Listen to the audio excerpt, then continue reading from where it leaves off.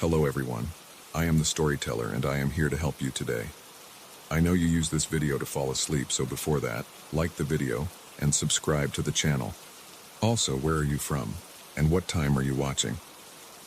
Now get comfortable and relax.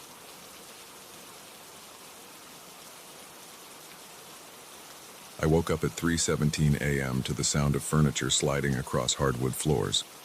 My first thought was that I was dreaming, but the scraping noise came again, followed by a soft thud. Someone was in my bedroom, moving things in the dark. I lay completely still in my bed, eyes fixed on the ceiling, heart pounding against my ribs. The divorce had left me paranoid, jumping at every noise in this small rental house.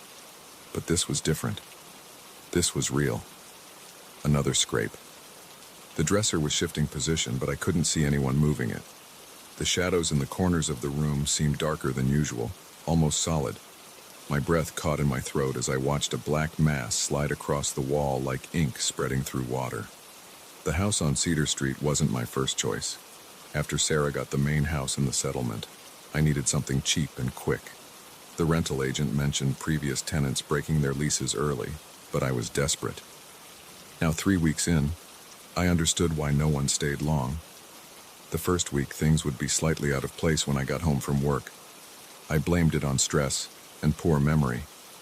The second week, I started hearing footsteps at night, but found no signs of break-ins. By the third week, I was taking photos of how I left rooms, proving to myself that things were moving. Now I watched as dark figures, barely distinguishable from the surrounding darkness, methodically rearranged my bedroom. They had no definite shape, just deeper patches of shadow that absorbed what little light came through the windows. The temperature dropped so low I could see my breath. My muscles tensed as one of the shadow figures drifted past my bed. It moved my nightstand 3 inches to the left, adjusting it with precise movements. I wanted to scream, to run, to fight, but my body wouldn't respond. The shadow beings didn't acknowledge me. They worked with silent purpose, as if following some incomprehensible blueprint. The largest concentration of shadows gathered around my wardrobe, an old piece that came with the house. The landlord insisted it stay, claiming it was too heavy to move. The shadows seemed drawn to it, swirling around its base like water circling a drain. My fingers gripped the sheets as I watched them open the wardrobe doors. The hinges didn't squeak. They never did, even though they looked ancient and rusted.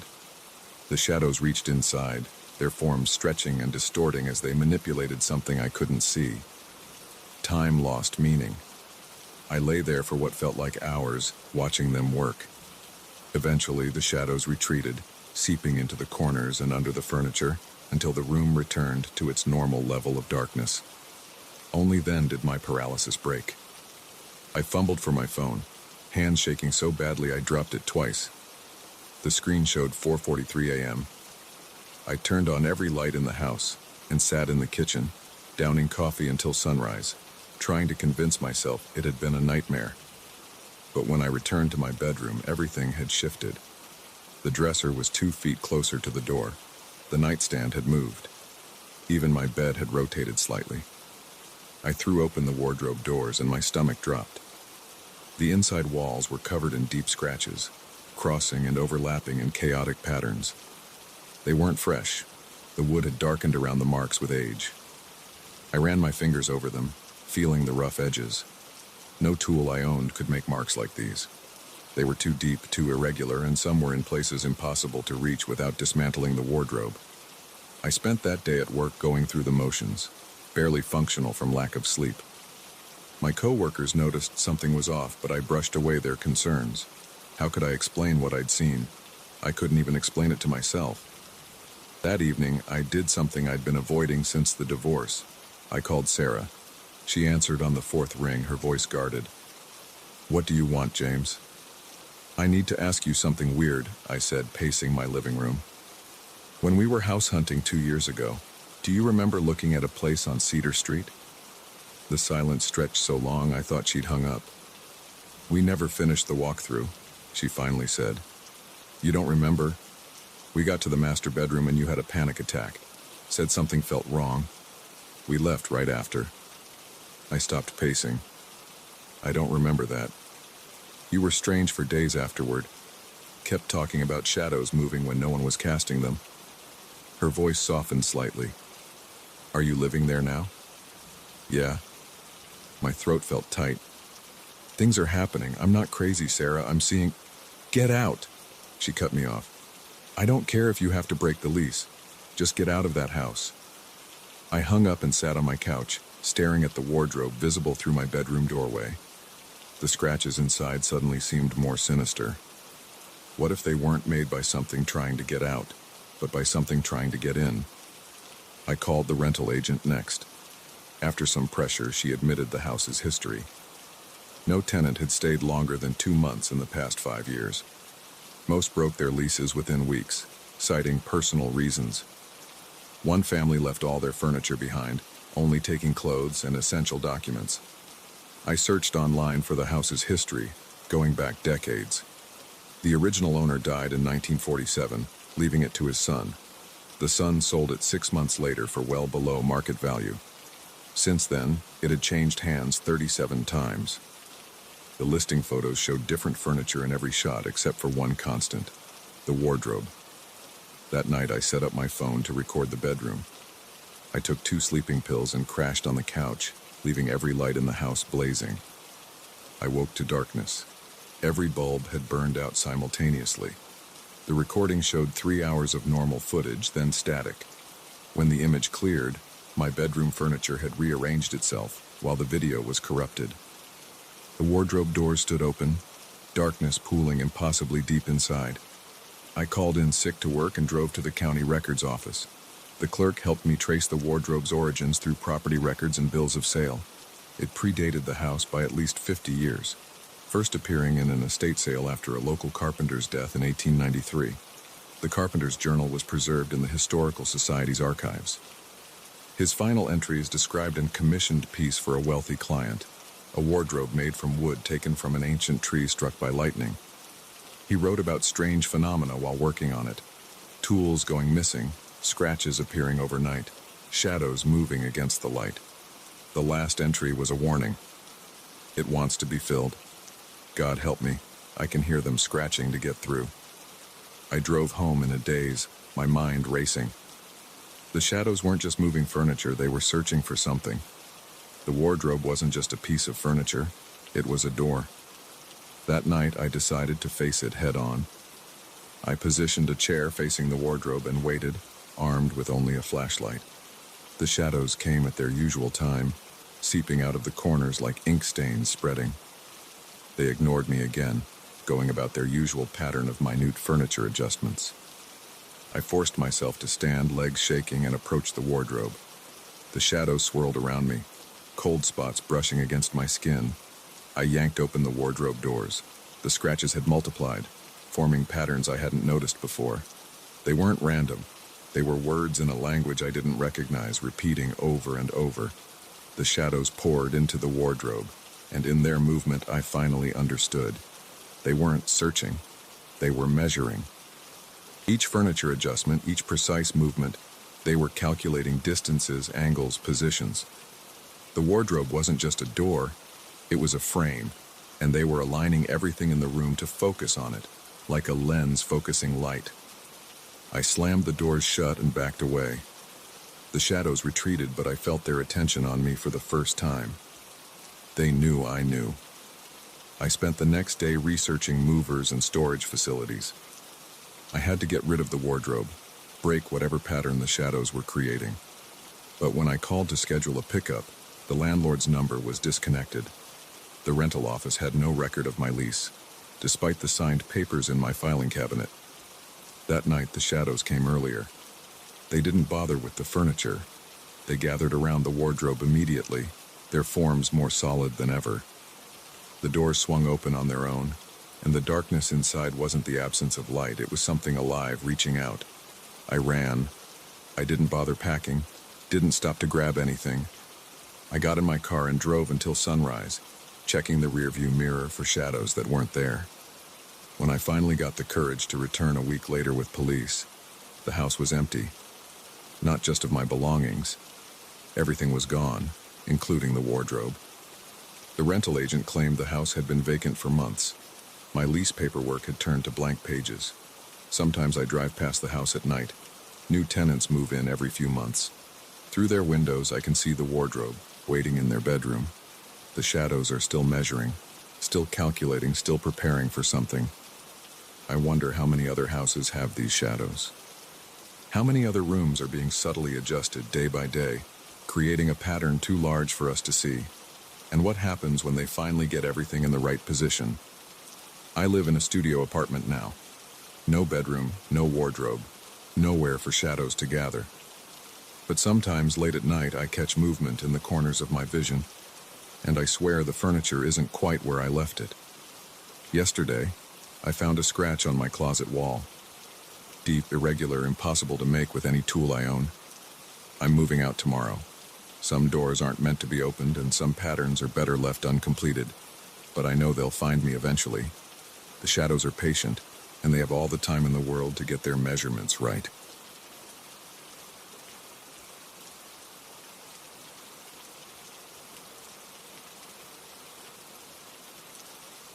I first saw it during my evening run through Oakwood Heights. That was my mistake, running so late. But after working overtime at the office and sitting in traffic for 90 minutes, I needed to clear my head.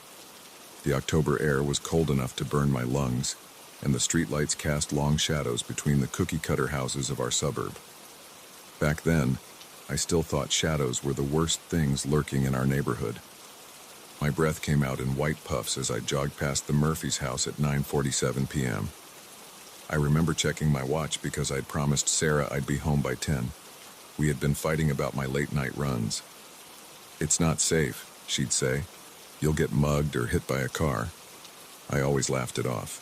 Muggers and cars weren't what I needed to worry about. The impact of my running shoes on concrete echoed off garage doors and vinyl siding. Most houses were dark except for porch lights and the blue flicker of TVs through living room windows. I was pushing my usual pace, trying to finish my 3-mile loop before Sarah started texting. That's when I heard it. Footsteps behind me, fast and light. Too fast. I glanced back, expecting to see another runner. The street was empty, but the footsteps continued, moving through the yards parallel to me. Whatever it was running between houses, cutting across lawns in the darkness. The steps were wrong. Too quick, like someone hitting drum pedals at triple speed. No human legs could move that fast. My tired brain tried to rationalize it. Probably kids messing around. Or maybe my own footsteps echoing off the houses weird. I picked up my pace anyway, my heart rate spiking above its usual zone. The rapid footsteps kept pace, moving through the yards to my right. They'd fade as whatever it was passed behind houses, then come back louder in the gaps between. When I reached the intersection of Maple and Oak, the footsteps suddenly stopped. I paused, hands on my knees, sucking in the cold air. Nothing but normal suburban night sounds. Distant traffic, someone's TV, the hum of heating units. I straightened up and stretched my calves, feeling stupid for getting spooked. Too many horror movies and too little sleep. I finished my run without incident, got home by 10:02. Sarah was already in bed, pretending to be asleep. I took a hot shower, trying to wash away the work stress and the weird feeling from those footsteps. By the time I crawled into bed, I had convinced myself it was all in my head. Dehydration and exhaustion playing tricks on me. At 2:17 a.m., I woke up needing to pee. I remember the time because I checked my phone, squinting at the bright screen. Sarah was actually asleep now, her breathing slow and steady. I slid out of bed carefully, not wanting to wake her. Our master bathroom was being renovated, so I had to use the hall bathroom next to my home office. The house was silent, except for the faint hum of the heating system. The hallway carpet muffled my bare feet as I shuffled toward the bathroom. I didn't bother turning on lights. I knew the layout well enough to navigate by the dim glow coming through the windows. I was washing my hands when I heard it again. That impossible rapid-fire stepping sound moving across our backyard. My hands froze under the faucet. The footsteps were clearer now, sharper.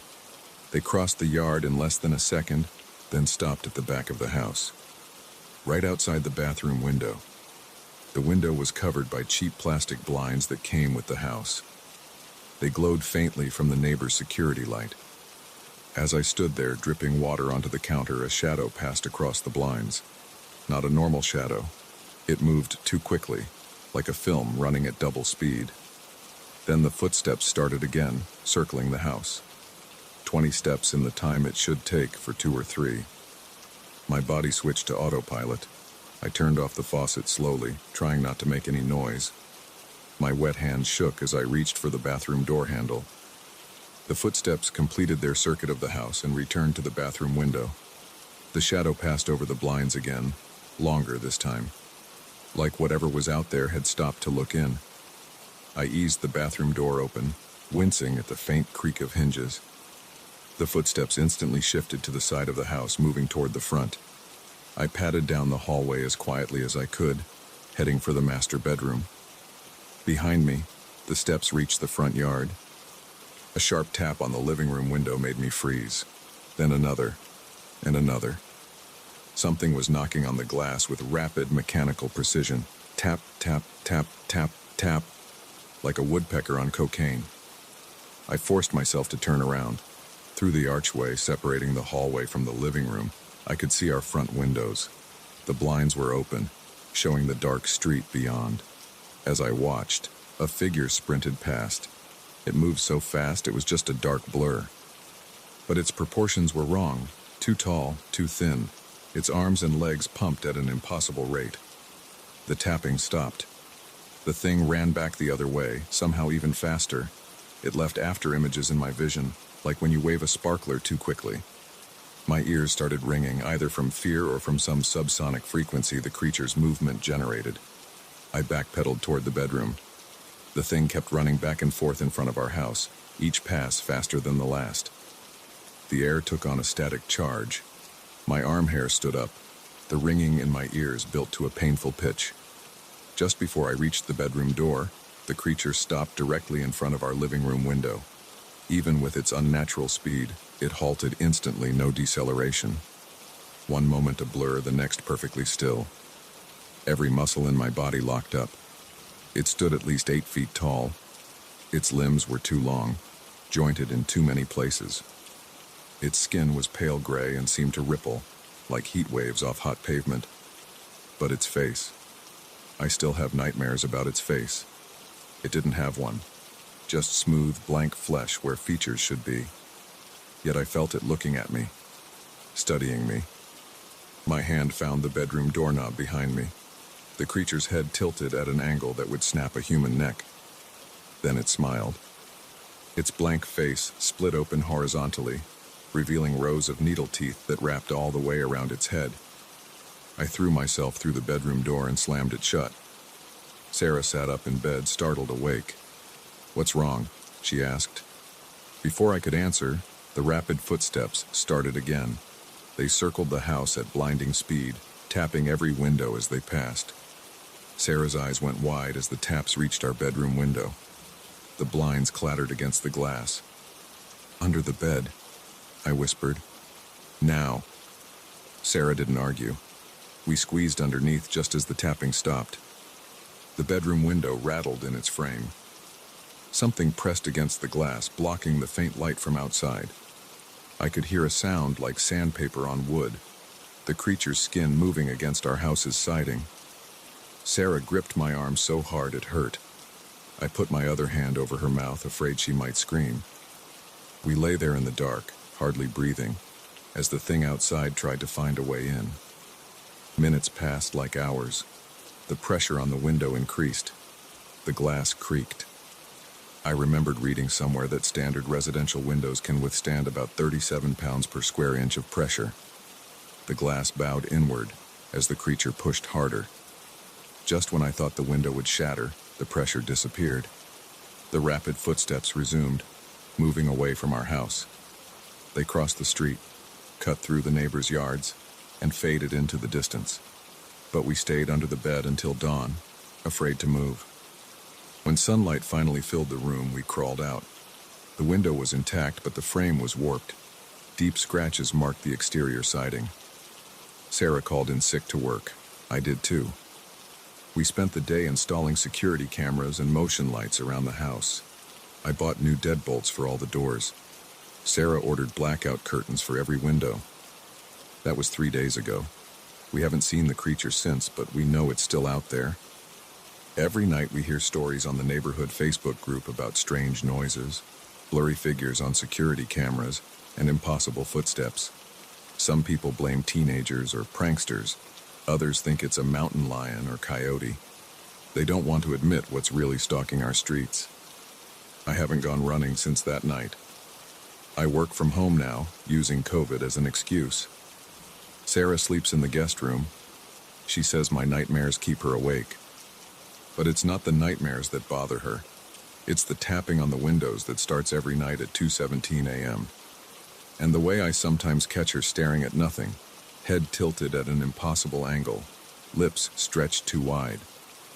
Last night I woke up to the sound of the front door opening. Through the bedroom window I watched Sarah walk into the street. Her movements were jerky, too fast. She turned toward me, and in the streetlight, I saw her face, smooth and blank like polished bone. Then she started running, her steps a rapid-fire beat on the asphalt, faster and faster until she blurred into the darkness. I'm writing this now from a motel 50 miles away, but I can hear footsteps in the parking lot, moving too quickly to be human. And when I checked my phone just now, it was exactly 2:17 a.m. The tapping on my window has started again.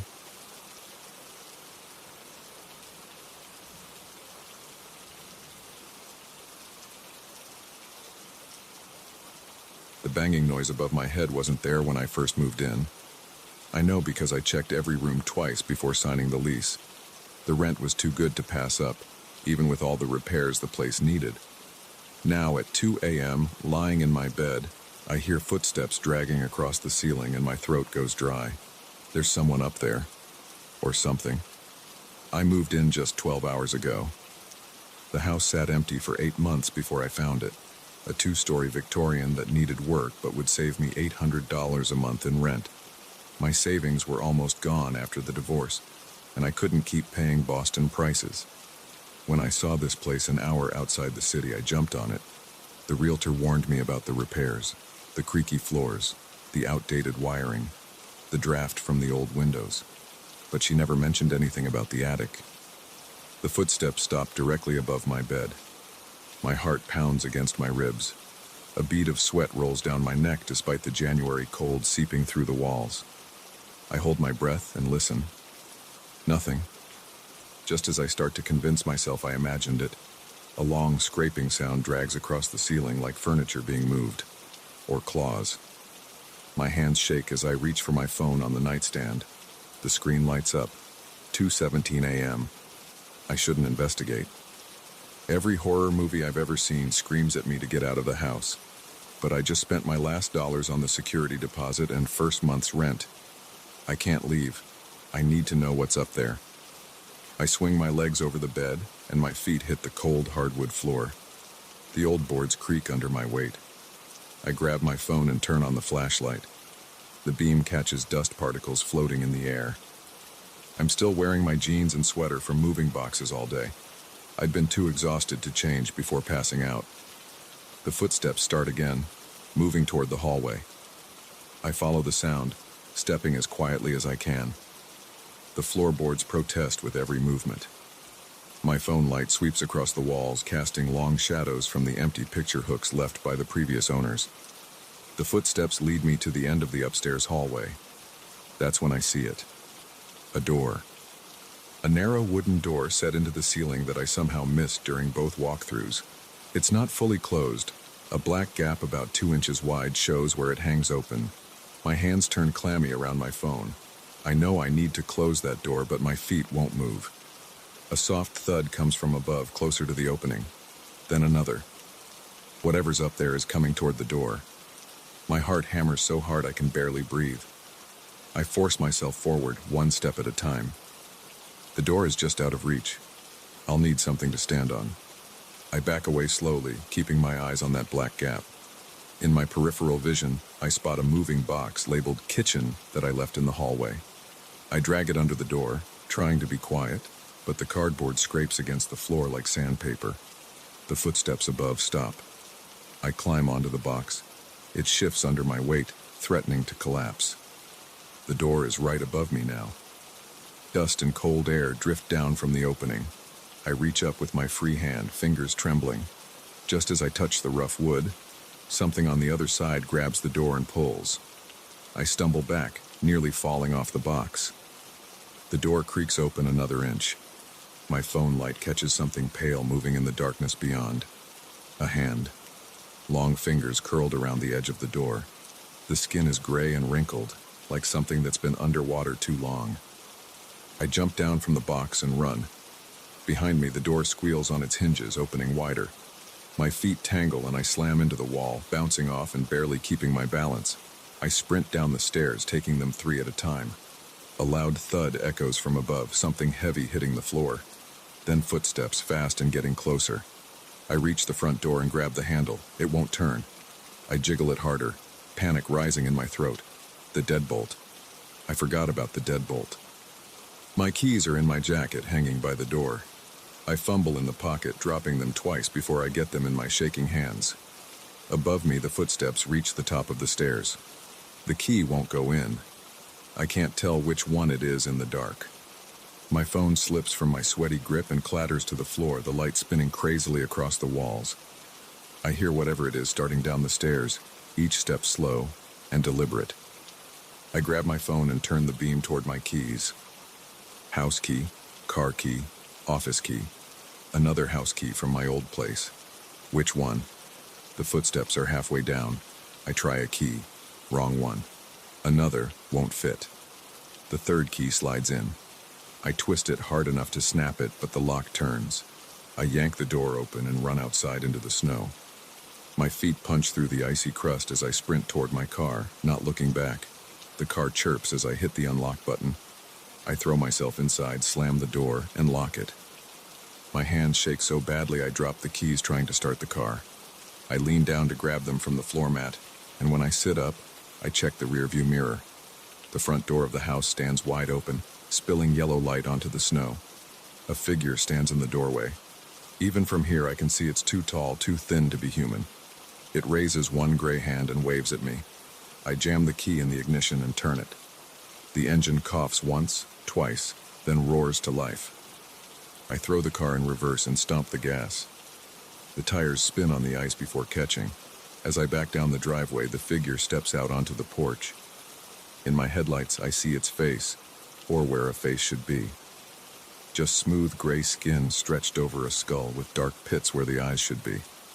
I hit the brakes and shift to drive, then floor it. The car fishtails on the snow as I speed down the empty street. In my mirror, the figure stands at the end of the driveway watching me go. I drive until I can't see the house anymore, until I'm on the highway doing 80, until my hands stop shaking enough to grip the wheel properly.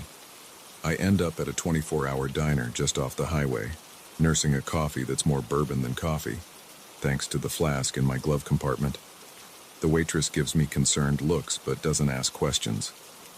I sit there until sunrise trying to figure out what to do next. I can't go back, but I also can't afford to lose the security deposit and rent I just paid. All my stuff is still in that house. Everything I own after Sarah got half in the divorce. My laptop with all my work files, my clothes, the few photos I kept, even my passport and birth certificate are in a box somewhere in that house. The diner starts filling up with the breakfast crowd.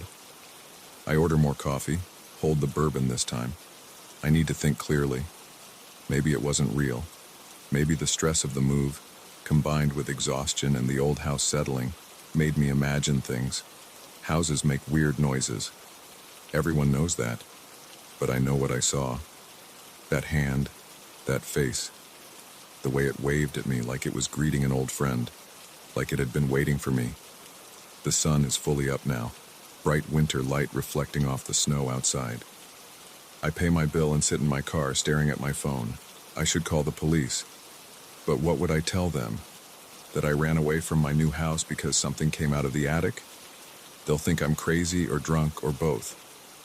I pull up the lease agreement on my phone and read it again. Nothing about an attic. Nothing about previous owners or deaths in the house or anything unusual.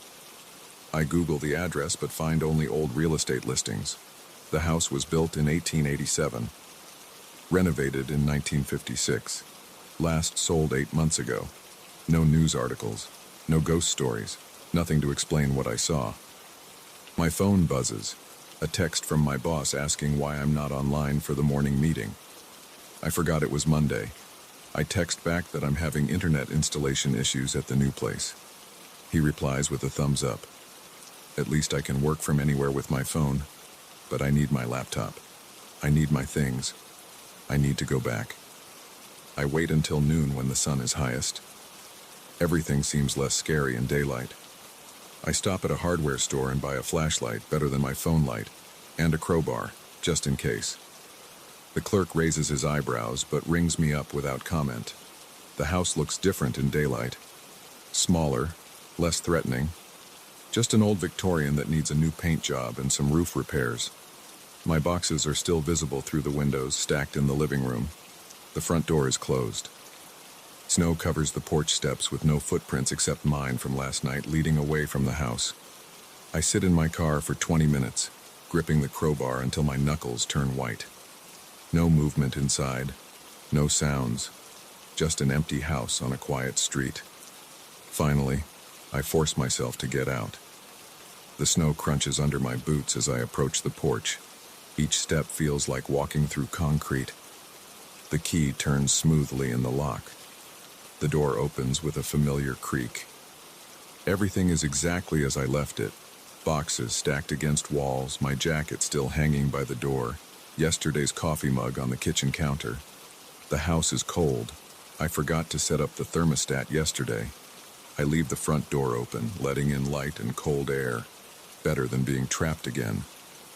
The crowbar is heavy in my hand as I climb the stairs. Each step brings back memories of running down them last night. But now there's only silence.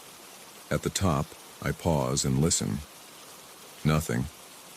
The attic door is closed. I stand there staring up at it, wondering if I imagined the whole thing.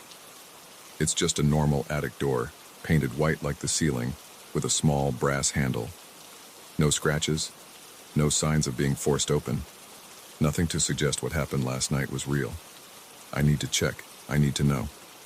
The moving box is still there, crushed on one side from my weight.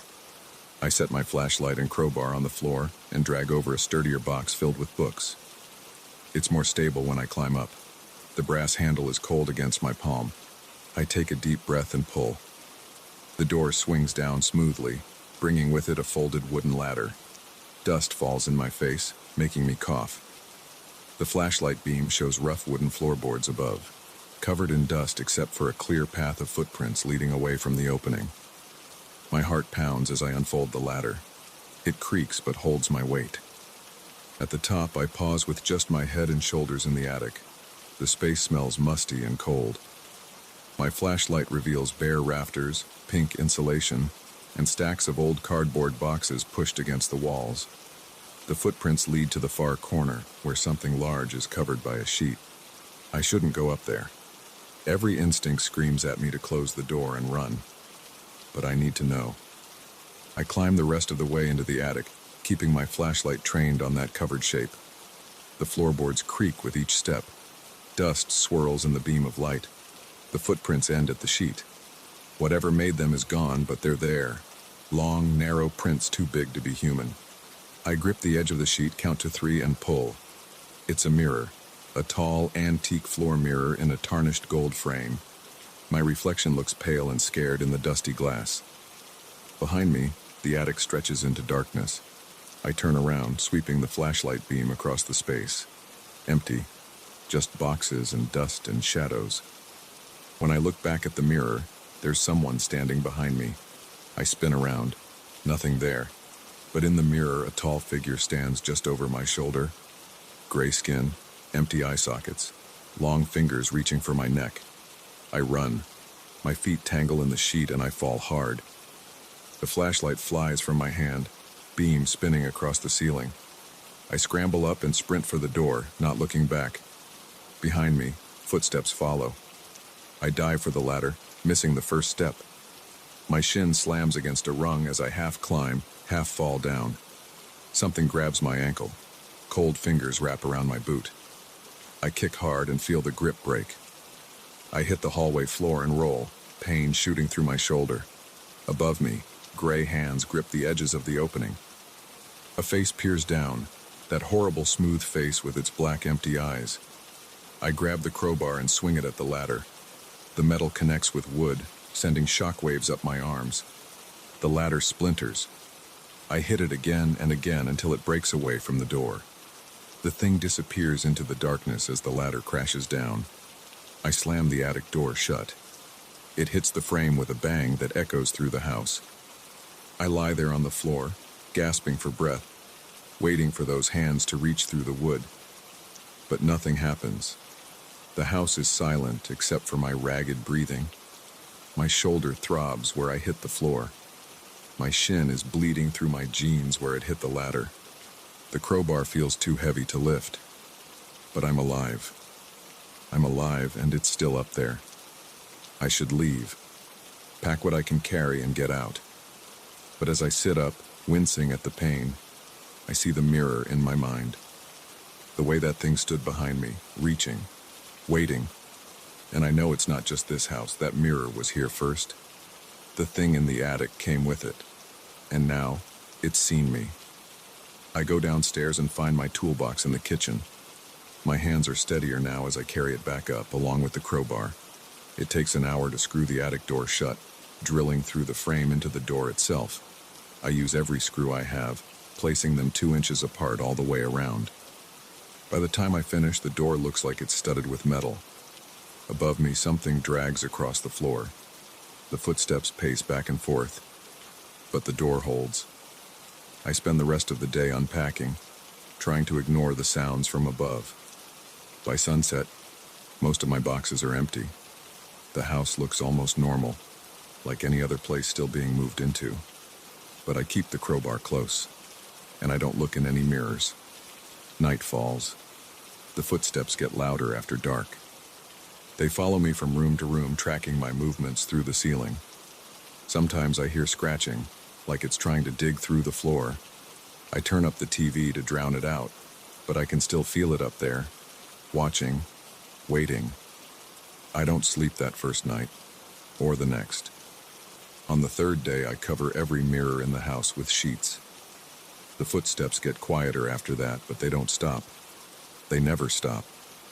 Even now, months later, I hear it walking above me. Sometimes it taps on the walls or scratches at the door. Sometimes it whispers my name. I should move out. I know that. But where would I go? How do I know it wouldn't follow me? At least here I know where it is. At least here I can keep it trapped up there with its mirror, pacing in the dark. And sometimes, late at night when I'm lying awake listening to those footsteps, I wonder, does it know something I don't? Is there a reason it waved to me that night like it was greeting an old friend? Because lately I've started to notice things. Like how the previous owner's photo shows a tall, thin man with gray skin. Or how my reflection sometimes moves a second too slow. Or how my fingers look longer in certain lights like they're stretching toward something. Maybe I should uncover the mirrors. Maybe I should go back up there. Maybe it's not trying to get out. Maybe it's trying to let me in.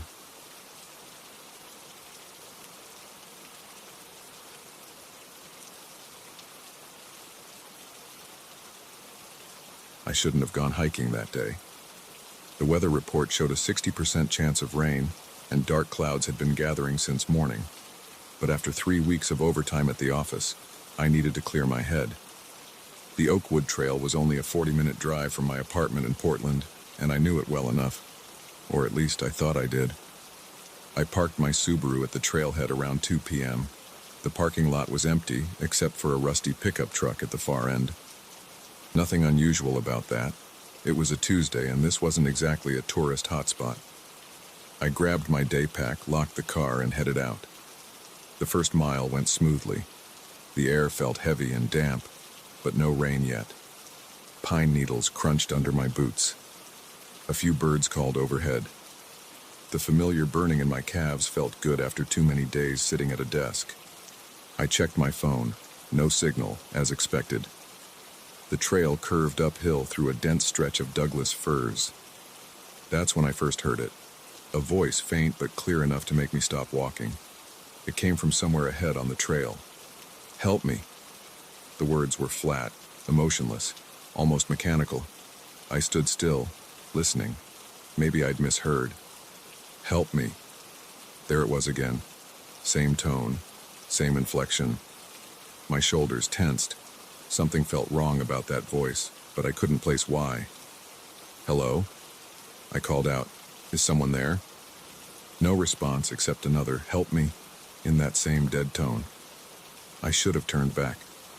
Every instinct told me to get out of there. But what if someone really needed help?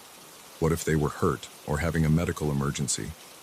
I couldn't live with myself if I walked away and later found out someone had died because I was too scared to check. I moved forward slowly, one hand gripping the strap of my backpack. The voice got clearer with each step.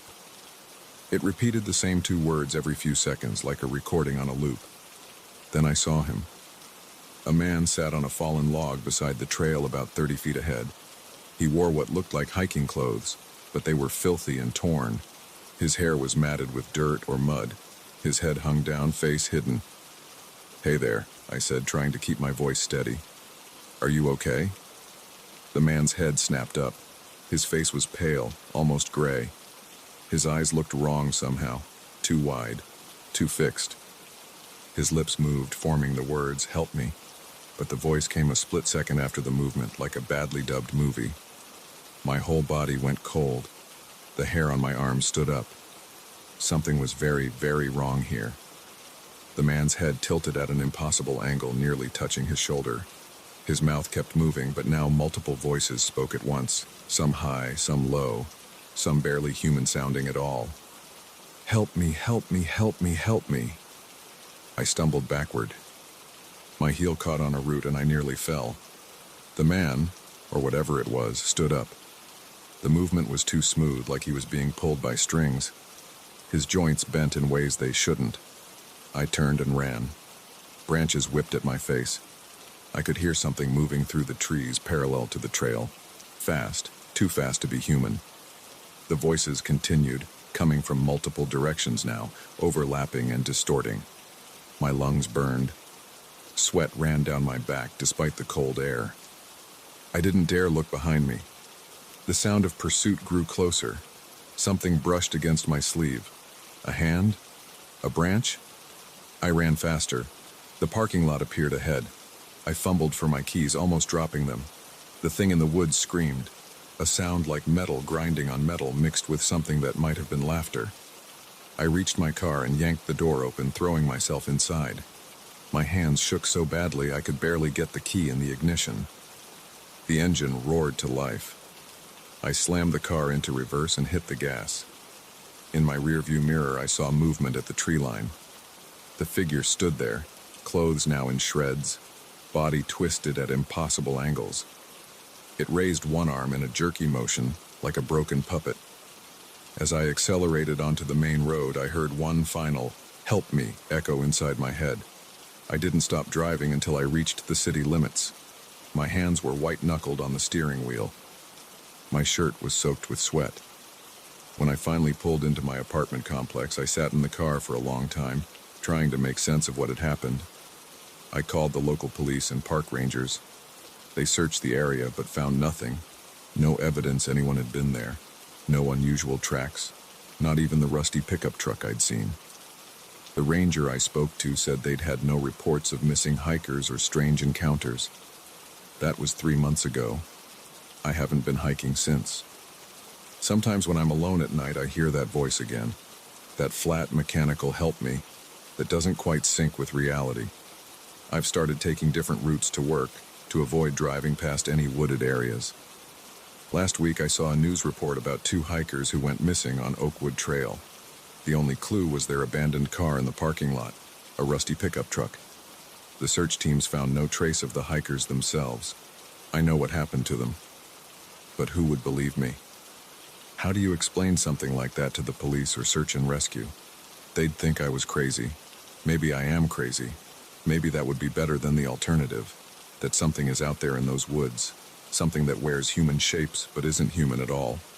I've been recording all of this in case anything happens to me. If you're reading this, stay away from Oakwood Trail. If you're hiking anywhere and hear someone asking for help, pay attention to their voice, to how their mouth moves. And if something feels wrong, even slightly wrong, run. Run as fast as you can and don't look back. Because sometimes the things that ask for help don't really need it. Sometimes they're just hungry. The events of that day replay in my mind constantly. I remember details I didn't notice in the moment, things my brain tried to protect me from. The way the man's skin seemed to shift and ripple under his clothes, how his fingers were too long with too many joints, the absolute stillness of the woods while he was there, no birds, no insects, not even wind in the trees. I've done research since then, looked up local legends, missing persons cases, anything that might explain what I saw. I found some interesting patterns. Over the past 50 years, at least 12 people have disappeared on or near Oakwood Trail. All of them were hiking alone. All of them vanished without a trace. And in several cases, other hikers reported hearing calls for help shortly before the disappearances. The police dismissed these reports as coincidence or confusion. They blamed animal attacks, accidents, people getting lost. But I know better now. I know what's really happening in those woods. I've started gathering evidence, newspaper clippings, old police reports, interviews with locals. Some of the older residents talk about things they've seen in the forest, strange lights, voices that don't match their sources, figures that move wrong. They don't like to discuss it much. Most of them avoid the trails entirely now. Last month, I met an elderly man who used to work as a park ranger in the area. He told me stories about finding footprints that changed shape mid-track, from human to something else, about hearing multiple voices coming from single sources, about cameras and equipment failing for no reason near certain parts of the trail. He showed me photographs from the 1970s, blurry images of something tall and wrong-looking standing between trees. In one picture, you can almost make out a face, but it's not quite human. The proportions are off, like someone trying to draw a person from description alone. The ranger quit his job after finding a hiker's backpack deep in the woods. The bag was torn open, its contents scattered. Among the typical hiking gear was a camera. When they developed the film, every photo showed the same figure in the background, getting closer in each shot. In the final image, you could see its face clearly, or rather, faces. Multiple human features merged and twisted together, all moving independently. I've been having dreams about that day. In them, I'm back on the trail, but everything's different. The trees grow sideways, the sky pulses with wrong colors, and the thing that looked like a man doesn't bother hiding anymore. It shows me what it really is. I wake up screaming from these dreams, my sheets soaked with sweat. My girlfriend left me last week. She said I've changed, become paranoid. She's right. I jump at shadows now. I can't stand to be in dark places. And I've started noticing things. Little things that most people would miss. Like how sometimes people's voices don't quite match their mouth movements. How their gestures seem slightly delayed, as if they're responding to commands rather than acting naturally. How they repeat phrases with exactly the same inflection each time. Yesterday at the grocery store, I saw a man asking for help finding something. His movements were too smooth. His smile didn't reach his eyes. When he turned his head, it rotated too far. I left my cart full of groceries and ran out of the store. I'm writing all this down because I need someone to know the truth. Something is happening in those woods, something that's spreading. Those things, whatever they are, they're learning, adapting, getting better at pretending to be human. The missing hikers from last week? I drove past their truck at the impound lot. There was something written in the dust on the window. 2 words repeated over and over. Help me. I've started keeping a gun by my bed. I don't know if it would help against these things, but it makes me feel safer. I've installed extra locks on my doors and windows, put up security cameras. I know how paranoid this sounds, but I can't take chances. This morning I got a voicemail from an unknown number.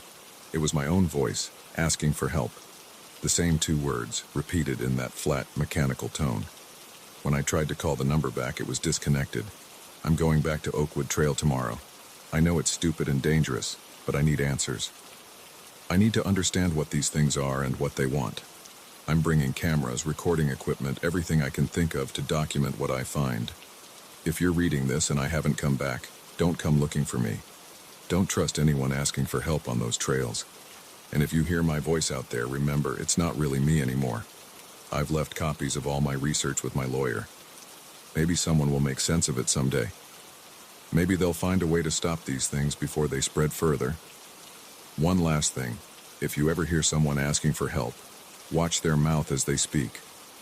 Watch how they move. And if something feels wrong, even slightly wrong, run. Don't look back. Don't try to help. Because the things that live in those woods, they don't need help.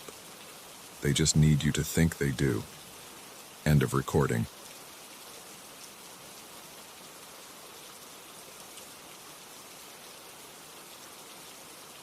The crackling of the campfire was the only sound breaking the silence of the forest around us. I was about to drift off to sleep when something stirred me awake. A shiver ran down my spine as I realized our daughter was no longer in her sleeping bag.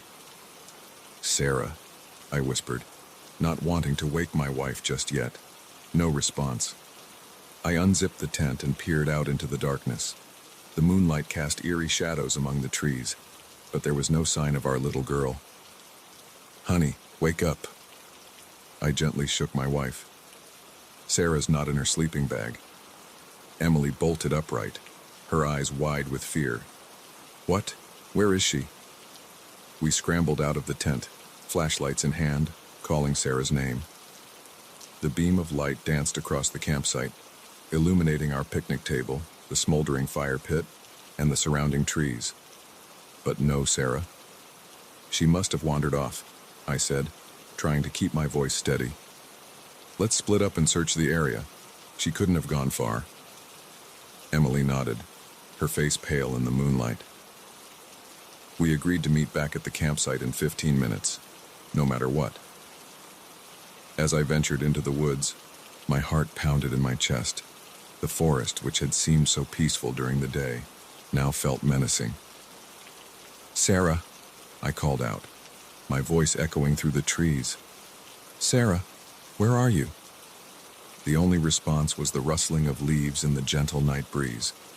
I pushed deeper into the forest, my flashlight beam sweeping back and forth. Every shadow seemed to move, every sound amplified in the stillness of the night. As I walked, I couldn't shake the feeling that I was being watched. The hairs on the back of my neck stood up, and I found myself constantly looking over my shoulder. But there was nothing there, just the endless expanse of trees and darkness.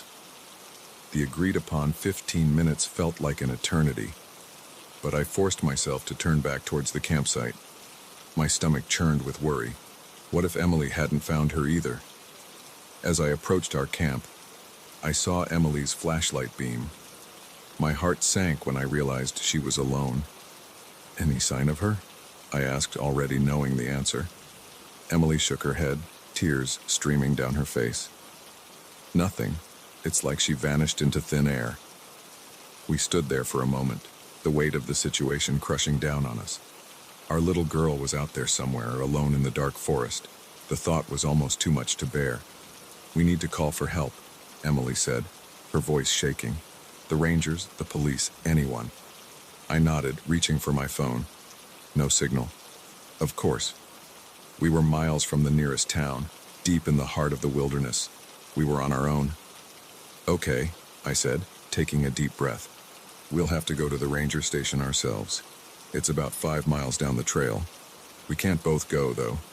One of us needs to stay here in case Sarah comes back." Emily agreed to stay at the campsite while I made the trek to get help. I grabbed a backpack, stuffed it with water and some snacks, and set off down the trail. The forest seemed to close in around me as I walked. The beam of my flashlight barely penetrated the thick darkness. Every step I took echoed loudly in the quiet night. and I couldn't shake the feeling that I was being followed. I tried to focus on the task at hand, on getting help for Sarah, but my mind kept wandering to darker places. What if she had been taken? What if she was hurt? What if... I shook my head, banishing the thoughts. I couldn't afford to think like that. Sarah needed me to be strong, to find help. As I walked, I began to hear strange noises. At first, I thought it was just the wind or my own footsteps echoing off the trees. But then I heard it clearly. A whisper. I stopped in my tracks, my heart pounding. "Hello?" I called out, my voice sounding small and scared in the vast darkness. The whisper came again, louder this time. I couldn't make out the words, but it seemed to be coming from all around me. I spun in a circle, my flashlight beam cutting through the darkness, but there was nothing there. Panic began to set in. I wanted to run, to get away from whatever was out there, but I forced myself to keep walking. Sarah needed me. I had to get help. The whispers continued, growing louder and more insistent. I could almost make out words now, but they were in a language I didn't understand. The sound seemed to be coming from the trees themselves, as if the entire forest had come alive. And then I saw it.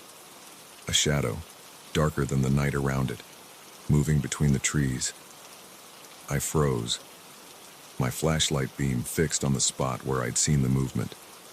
For a long moment, nothing happened. And then, slowly, a figure emerged from behind a large oak tree. It was tall, unnaturally so, its limbs long and spindly. Its face, if you could call it that, was featureless save for two glowing points of light where eyes should be. I wanted to scream, to run, but I was paralyzed with fear. The creature took a step towards me, and suddenly, I found my voice. I let out a terrified yell and turned to run back the way I had come. I could hear it behind me, its footsteps unnaturally quiet for something so large. I ran faster than I ever had in my life, branches whipping at my face, roots threatening to trip me with every step. But no matter how fast I ran, I could feel the creature getting closer. Just when I thought it was going to catch me, I burst out of the trees and into our campsite. Emily was there, her face a mask of confusion and fear. "What's wrong?" she asked, grabbing my arms as I doubled over, gasping for breath. I tried to explain what I had seen, but the words wouldn't come. And then I realized the whispers had stopped. The feeling of being chased was gone. I turned to look back at the forest, but there was nothing there. Just the dark line of trees, silent and still. Emily shook me, demanding to know what had happened. As I caught my breath, I told her about the whispers, the shadow creature. She listened with growing horror, her eyes darting to the edge of the forest every few seconds. "We need to get out of here," she said when I had finished. "We need to find Sarah and leave." I nodded, still too shaken to speak. We quickly packed up our essential gear, leaving the tent and most of our supplies behind. As we worked, I kept glancing at the forest, half expecting to see the creature emerge from the darkness. Just as we were about to leave, we heard a sound that made our blood run cold. A child's laughter, echoing through the trees. Sarah's laughter. Without a word, we both turned and ran towards the sound. It seemed to be coming from deeper in the forest, from the direction I had just fled. Every instinct screamed at me to turn back, to run away from the danger I knew lurked in the darkness. But this was our daughter. We had to find her. As we ran, the laughter grew louder. It sounded wrong somehow, distorted and unnatural. But we pressed on, calling Sarah's name, begging her to answer us. And then, suddenly, we were in a clearing.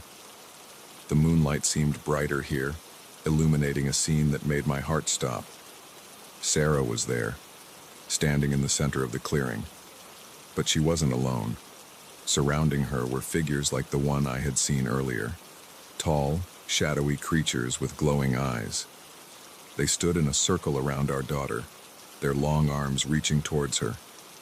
Sarah turned to look at us, and I felt a chill run down my spine. Her eyes were glowing, just like the creature's. When she spoke, her voice was not her own. "Mommy, Daddy," she said, her voice echoing strangely in the clearing. "I want to stay and play with my new friends." Emily let out a choked sob beside me. I wanted to run to Sarah, to grab her and never let go, but I couldn't move. It was as if the very air had turned to molasses, holding us in place. The creatures began to move, circling around Sarah. Their whispers grew louder, filling the clearing with an otherworldly sound. I watched in horror as Sarah began to fade by becoming transparent like the creatures around her. "No!" I screamed, finally finding my voice. I lunged forward, breaking whatever spell had held me in place. I ran towards Sarah, my arms outstretched. Just as my fingers brushed against her arm, there was a blinding flash of light. I felt myself falling, tumbling through space and time. And then, darkness. I woke with a start, gasping for air. I was in my sleeping bag, in our tent. Emily stirred beside me, mumbling in her sleep. And there, between us, was Sarah, sleeping peacefully. For a long moment, I just stared at her, my heart racing. Had it all been a dream? It had felt so real, so terrifyingly vivid. I unzipped the tent and peered outside. The campfire had burned down to embers, casting a faint glow over our campsite. The forest beyond was quiet and still. No whispers, no shadowy figures, just the normal sounds of a forest at night. As I zipped the tent back up and settled into my sleeping bag, I couldn't shake the feeling that something had changed. The forest outside seemed different somehow, as if it was hiding secrets I could never understand. I pulled Sarah closer, wrapping my arm protectively around her. Whatever was out there, whatever I had seen or dreamed or imagined, I knew one thing for certain. I would never let anything take my daughter away. Never. As I drifted off to sleep, I thought I heard a faint whisper on the wind, but this time, I chose not to listen. Some things, I decided, were better left unheard in the dark of the night.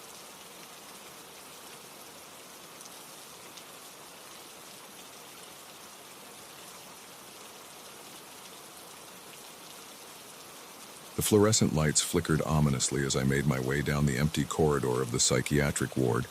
It was 2 a.m., and the eerie silence of the night shift hung heavy in the air. I'd been working here for years, but something about tonight felt different. I'm Sarah, a night shift nurse at Pinewood Psychiatric Hospital. Usually, the night passes uneventfully, administering medications, checking on patients, and catching up on paperwork. But tonight, a chill ran down my spine as I heard something that didn't belong in these halls. Laughter. It started faintly, barely audible over the hum of the building's ancient heating system. At first, I thought I was imagining things. Lack of sleep and too much coffee can play tricks on your mind, especially in a place like this. But as I paused to listen, the sound grew clearer. It was definitely laughter, high-pitched and unsettling, echoing through the corridors. My first thought was that one of the patients had woken up. It wouldn't be the first time someone had a late-night episode. I grabbed my clipboard and headed towards the source of the sound, my footsteps echoing in the empty hallway. As I approached the east wing, where our long-term patients resided, the laughter grew louder. It seemed to be coming from everywhere and nowhere at once, bouncing off the walls in a way that made it impossible to pinpoint its origin. "Hello?" I called out, trying to keep my voice steady. "Is someone awake?" The laughter abruptly stopped, leaving behind a silence so profound it made my ears ring. I stood there for a moment, straining to hear anything, but there was nothing. Just as I was about to convince myself it had been my imagination after all, I heard it again. This time, it was coming from behind me. I spun around, my heart pounding in my chest. The hallway behind me was empty, the doors to the patient's rooms securely locked. And yet, The laughter continued, now sounding like it was coming from inside the walls themselves. With shaking hands, I reached for my radio to call for backup. But before I could press the button, a blood-curdling scream erupted from one of the rooms. I recognized the voice immediately. It was Mr. Johnson, one of our quietest patients. In all the years he'd been here, I'd never heard him make a sound louder than a whisper. I rushed to his room, fumbling with my keys as I tried to unlock the door. When I finally got it open, I was met with a sight that made my blood run cold. Mr. Johnson was huddled in the corner of his room, his eyes wide with terror, pointing at something I couldn't see. "Mr. Johnson," I said, approaching him slowly. "What's wrong? What happened?" He turned to look at me, his face pale and drawn. "They're here," he whispered. "Can't you see them? They're everywhere." I glanced around the room but saw nothing out of the ordinary, just the standard issue bed, desk, and chair. "Who's here, Mr. Johnson?" I asked, trying to keep my voice calm. "The shadows," he replied, his voice quivering. "They're watching us, laughing at us." Before I could respond, another scream echoed through the hallway, and another, and another. Suddenly, it seemed like every patient on the floor was awake and terrified. I ran from room to room, trying to calm the patients, but they were all in a state of panic. Each one told a similar story. They saw figures in the shadows, heard whispers and laughter, felt unseen hands touching them. As I moved from room to room, I couldn't shake the feeling that I was being watched. Out of the corner of my eye, I kept seeing movement, dark shapes flitting just out of sight. But every time I turned to look, there was nothing there. The laughter continued, growing louder and more maniacal with each passing moment. It seemed to be coming from everywhere at once, filling the air with its eerie sound. I tried to radio for help again, but all I got was static. Desperate for backup, I ran to the nurse's station to use the landline. But as I reached for the phone, I saw something that made my heart stop. There, reflected in the glass of the window behind the desk, was a figure. It was tall and dark, with glowing eyes that seemed to bore right through me. I spun around, but there was nothing there. When I looked back at the reflection, it was gone. My hands shaking, I picked up the phone and dialed the emergency number for hospital security. The phone rang once and twice and 3 times. On the 4th ring, someone picked up, but instead of a person, all I heard was that same chilling laughter. I slammed the phone down, my mind racing. What was happening? Was I losing my mind? I looked up at the security cameras, hoping to see some sign of what was going on, but all the screens were filled with static. Just then, the lights began to flicker more intensely. They flashed on and off, plunging the hallway into alternating moments of harsh fluorescent light and complete darkness.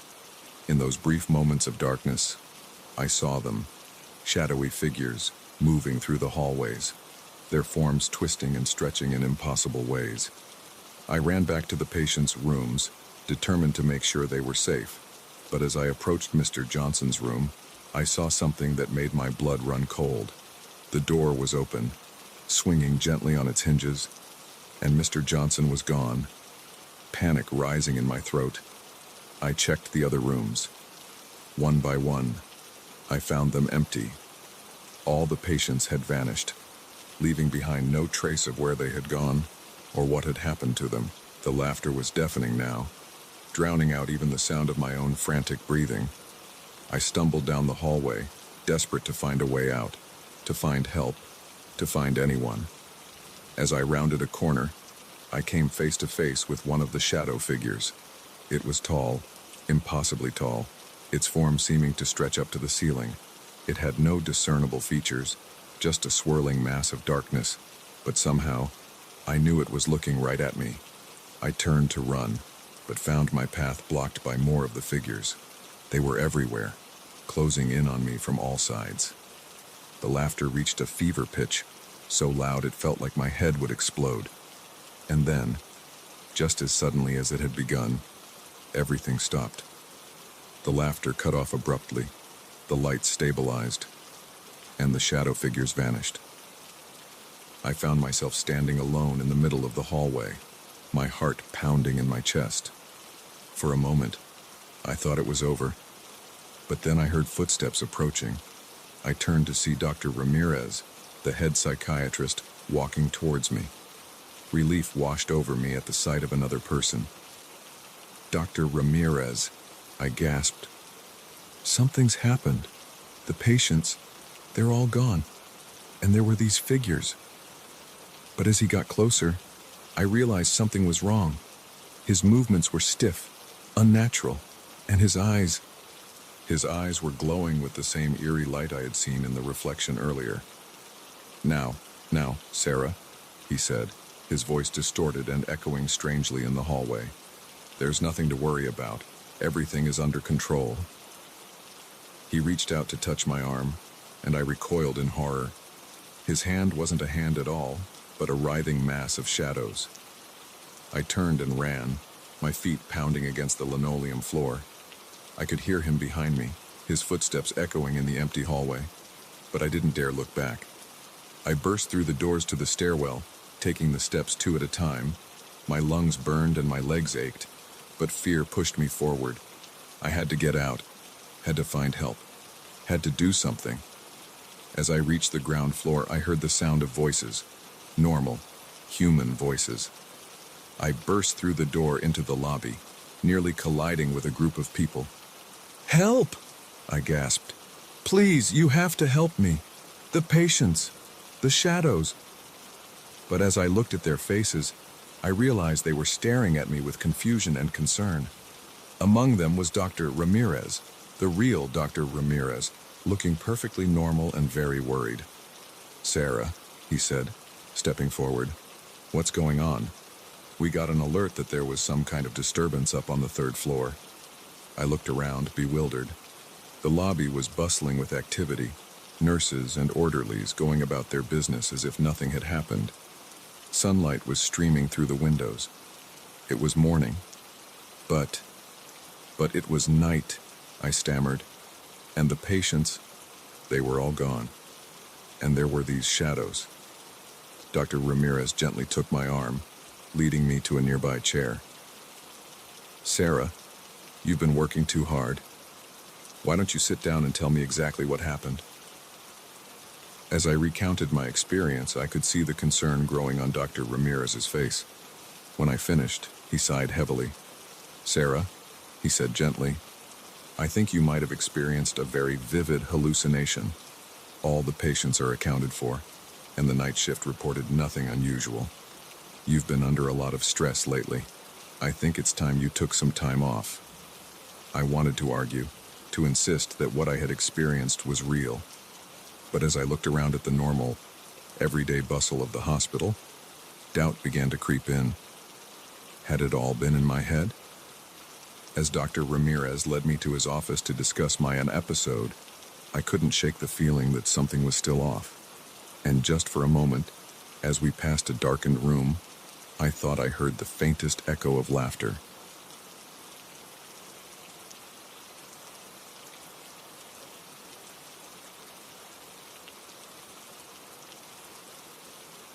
The moment we stepped into the quaint bed and breakfast, I knew something was off.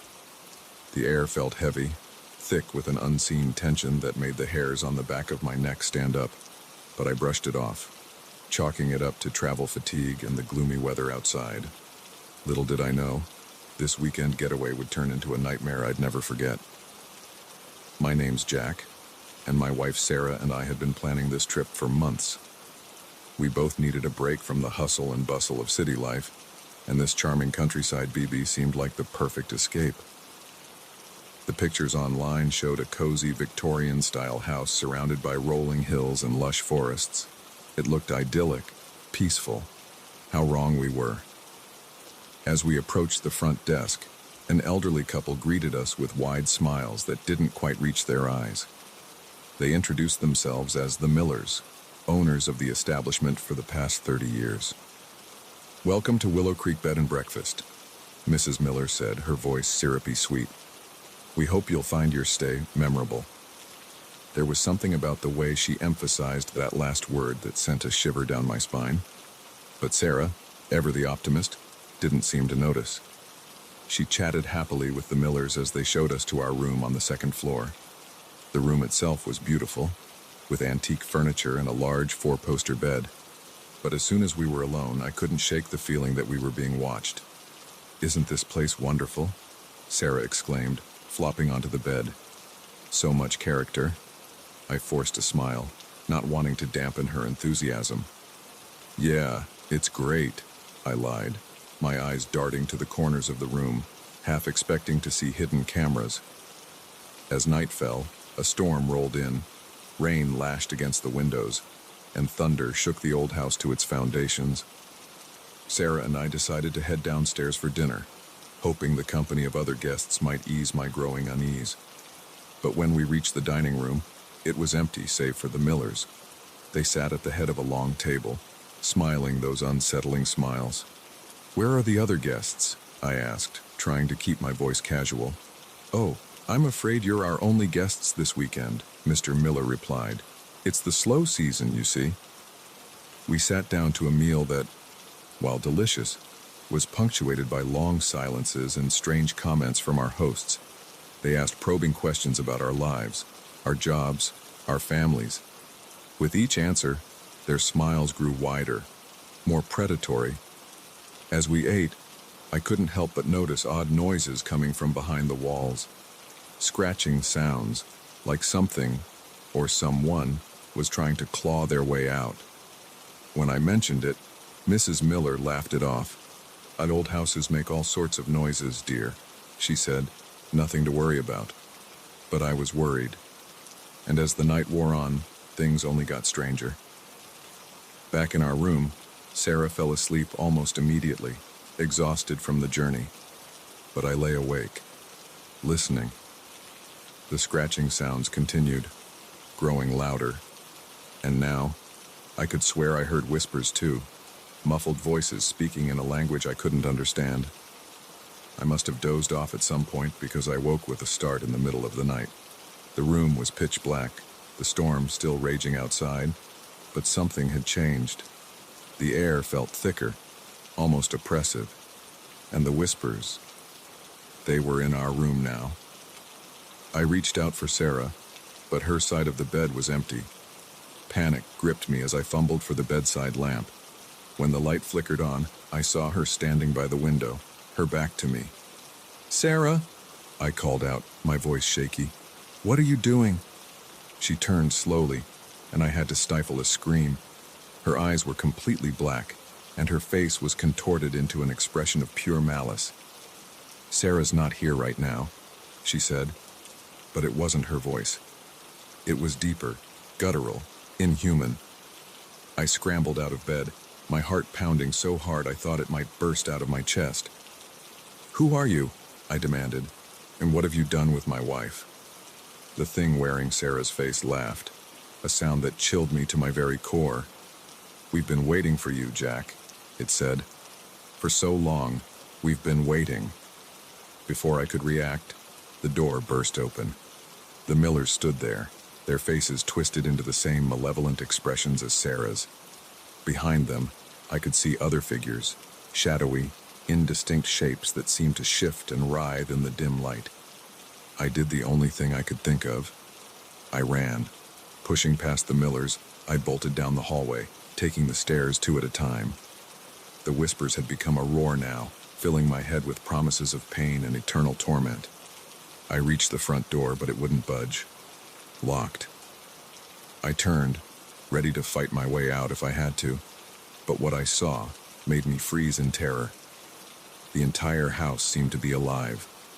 The wallpaper writhed and pulsed, faces pushing out from beneath it, screaming silently. The floor undulated beneath my feet, and the ceiling dripped with a black, tar-like substance. And there, at the top of the stairs, stood Sarah, the Millers, and a host of other things. They began to descend, moving in a way that was decidedly not human.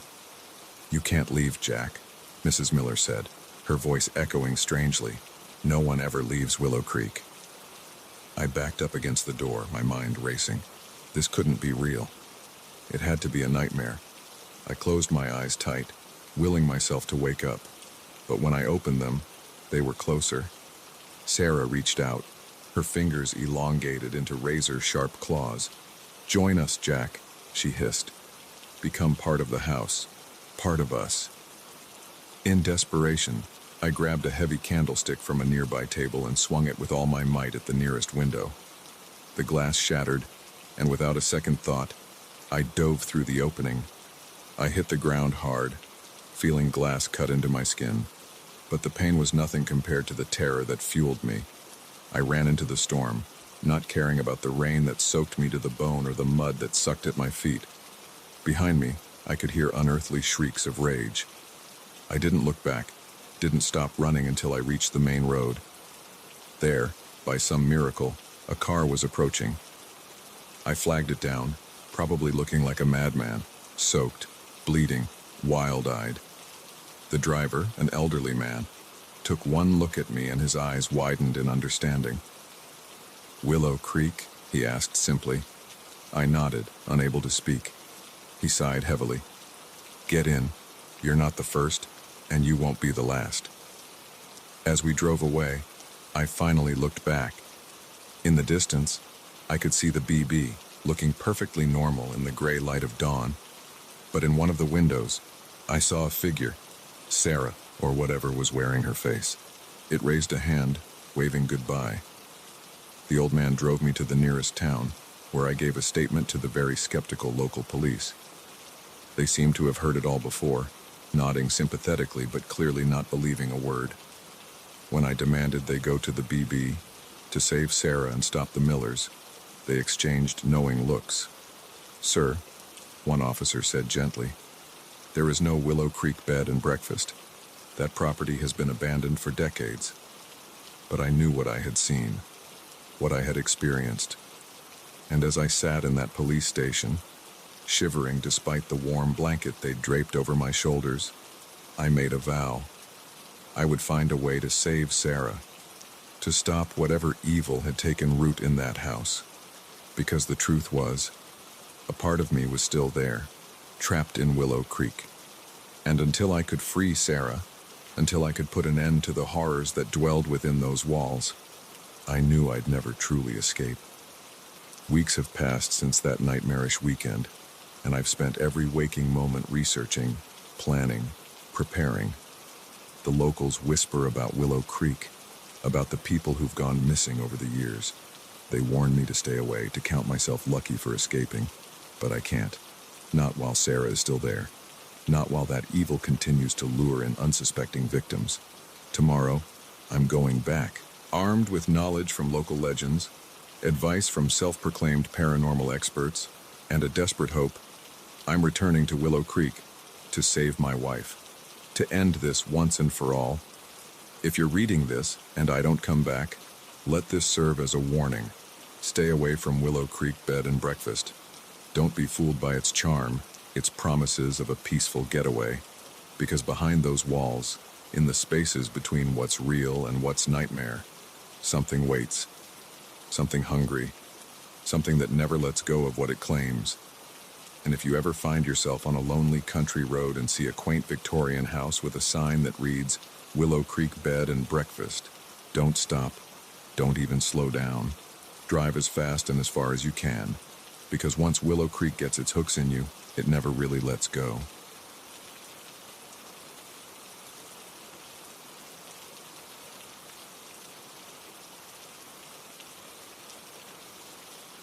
The first sign that something was terribly wrong was when my GPS started glitching. One moment, I was following the cheerful voice guiding me through the winding forest roads, and the next, the screen went blank. I tapped it frantically, but nothing happened. That's when I realized I was completely and utterly lost. My name is Alex, and I'm an avid hiker. I've traversed countless trails across the country, always relying on my trusty GPS to keep me on track. But today, deep in the heart of the Appalachian wilderness, technology had failed me. As the sun began to dip below the tree line, casting long shadows across the forest floor, a sense of unease settled in the pit of my stomach. I pulled over to the side of the narrow dirt road, trying to get my bearings. The dense canopy of trees blocked out most of the fading daylight, making it difficult to see much beyond a few feet in any direction. I rummaged through my backpack, searching for the paper map I always carried as a backup. But as I unfolded it, my heart sank. This area wasn't even on the map. "Okay, Alex," I muttered to myself. "Don't panic. Just backtrack the way you came." I turned the car around, but as I drove, nothing looked familiar. The trees seemed to press in closer, their branches reaching out like gnarled fingers.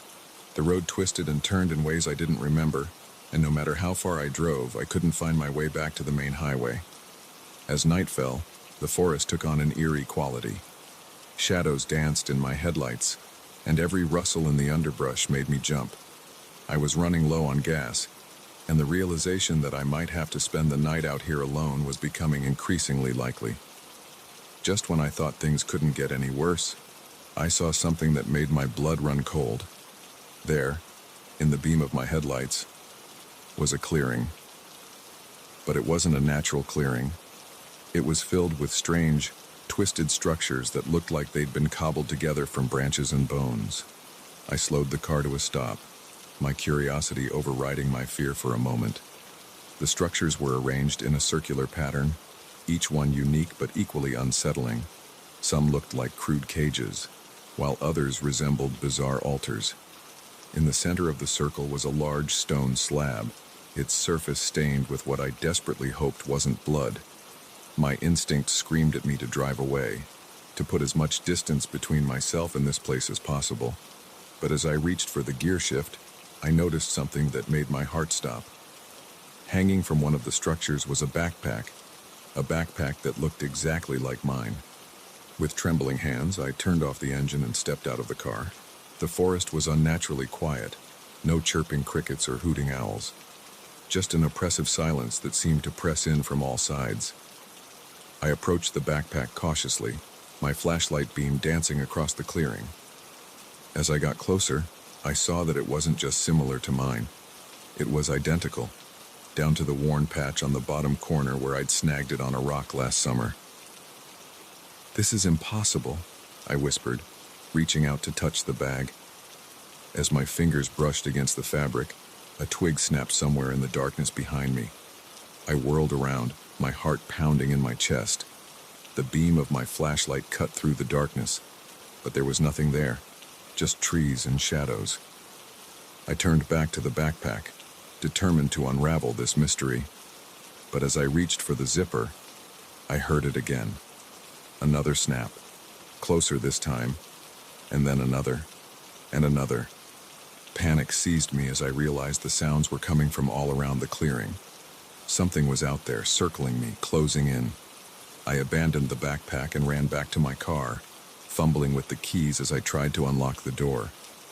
Just as I wrenched it open, a figure emerged from the tree line. It was human-shaped, but there was something off about its proportions. Its limbs were too long, its movements too fluid, and its face. Where there should have been eyes, nose, and mouth, there was only smooth, featureless skin. I threw myself into the driver's seat and slammed the door shut, my hands shaking so badly I could barely get the key in the ignition. The engine roared to life, and I stomped on the gas pedal, tires spinning in the dirt as I accelerated away from the clearing. In my rearview mirror, I could see more figures emerging from the forest, all with the same elongated limbs and blank faces. They moved with inhuman speed, chasing after my car as I sped down the narrow road. I drove recklessly, taking turns too fast and narrowly avoiding trees. Branches whipped against the windows, and more than once I felt the car fishtail on the loose gravel. But I didn't slow down. I couldn't, not with those things behind me. After what felt like hours but was probably only minutes, I saw lights ahead. A gas station, its fluorescent sign a beacon of hope in the darkness. I screeched into the parking lot, the car sliding to a stop next to a pump. An old man came out of the store, looking alarmed. "You all right there, son?" he called out. I stumbled out of the car, my legs weak and shaky. There's something out there," I gasped, pointing back the way I'd come. In the woods, they were chasing me. The old man's expression changed from concern to something darker. He glanced towards the forest and then back at me. "Come inside," he said gruffly. "We need to talk." Inside the store, under the harsh fluorescent lights, the old man, who introduced himself as Earl, listened to my story. He didn't interrupt, didn't scoff or tell me I was crazy. He just listened, his weathered face growing more grave with each passing moment. When I finished, Earl sighed heavily. "You're not the first to come through here with a story like that," he said. "Been happening for years. Folks go into those woods and come out changed, if they come out at all." He went on to tell me about the local legends, about how the forest was said to be a place where the veil between worlds was thin, how there were things out there that defied explanation, things that hunted in the night. "But why me?" I asked, my voice barely above a whisper. "Why did they chase me?" Earl shook his head. "Can't say for sure, but from what I've heard, they're always looking for new recruits, people to join their ranks." A chill ran down my spine as I remembered the backpack in the clearing. My backpack, or at least an exact copy of it. "What do I do now?" I asked, feeling lost and scared in a way I never had before. Earl's eyes met mine, his gaze steady and serious. "You leave," he said simply. "You get in your car, and you drive as far away from here as you can, and you never ever come back." I nodded, knowing he was right. But as I stood up to leave, a thought occurred to me. "What about you?" I asked. "Why do you stay here, knowing what's out there?" A sad smile crossed Earl's face. "Someone's got to warn folks like you," he said. "Someone's got to try and keep people safe."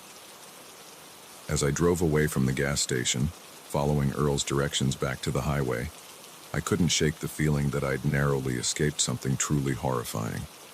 The image of those blank-faced figures chasing my car would haunt my dreams for months to come. I never went hiking alone again after that night, and I never relied solely on GPS, because I learned the hard way that sometimes getting lost can lead you to places you were never meant to find, places where the rules of our world don't apply, and where the line between nightmare and reality blurs. So if you ever find yourself driving through a remote forest and your GPS starts to glitch, don't panic, but don't ignore it either. Turn around. Find your way back to civilization, because out there in the darkness, in the spaces between the trees, something waits, something that's always hungry for new recruits. And trust me, you don't want to be next on their list.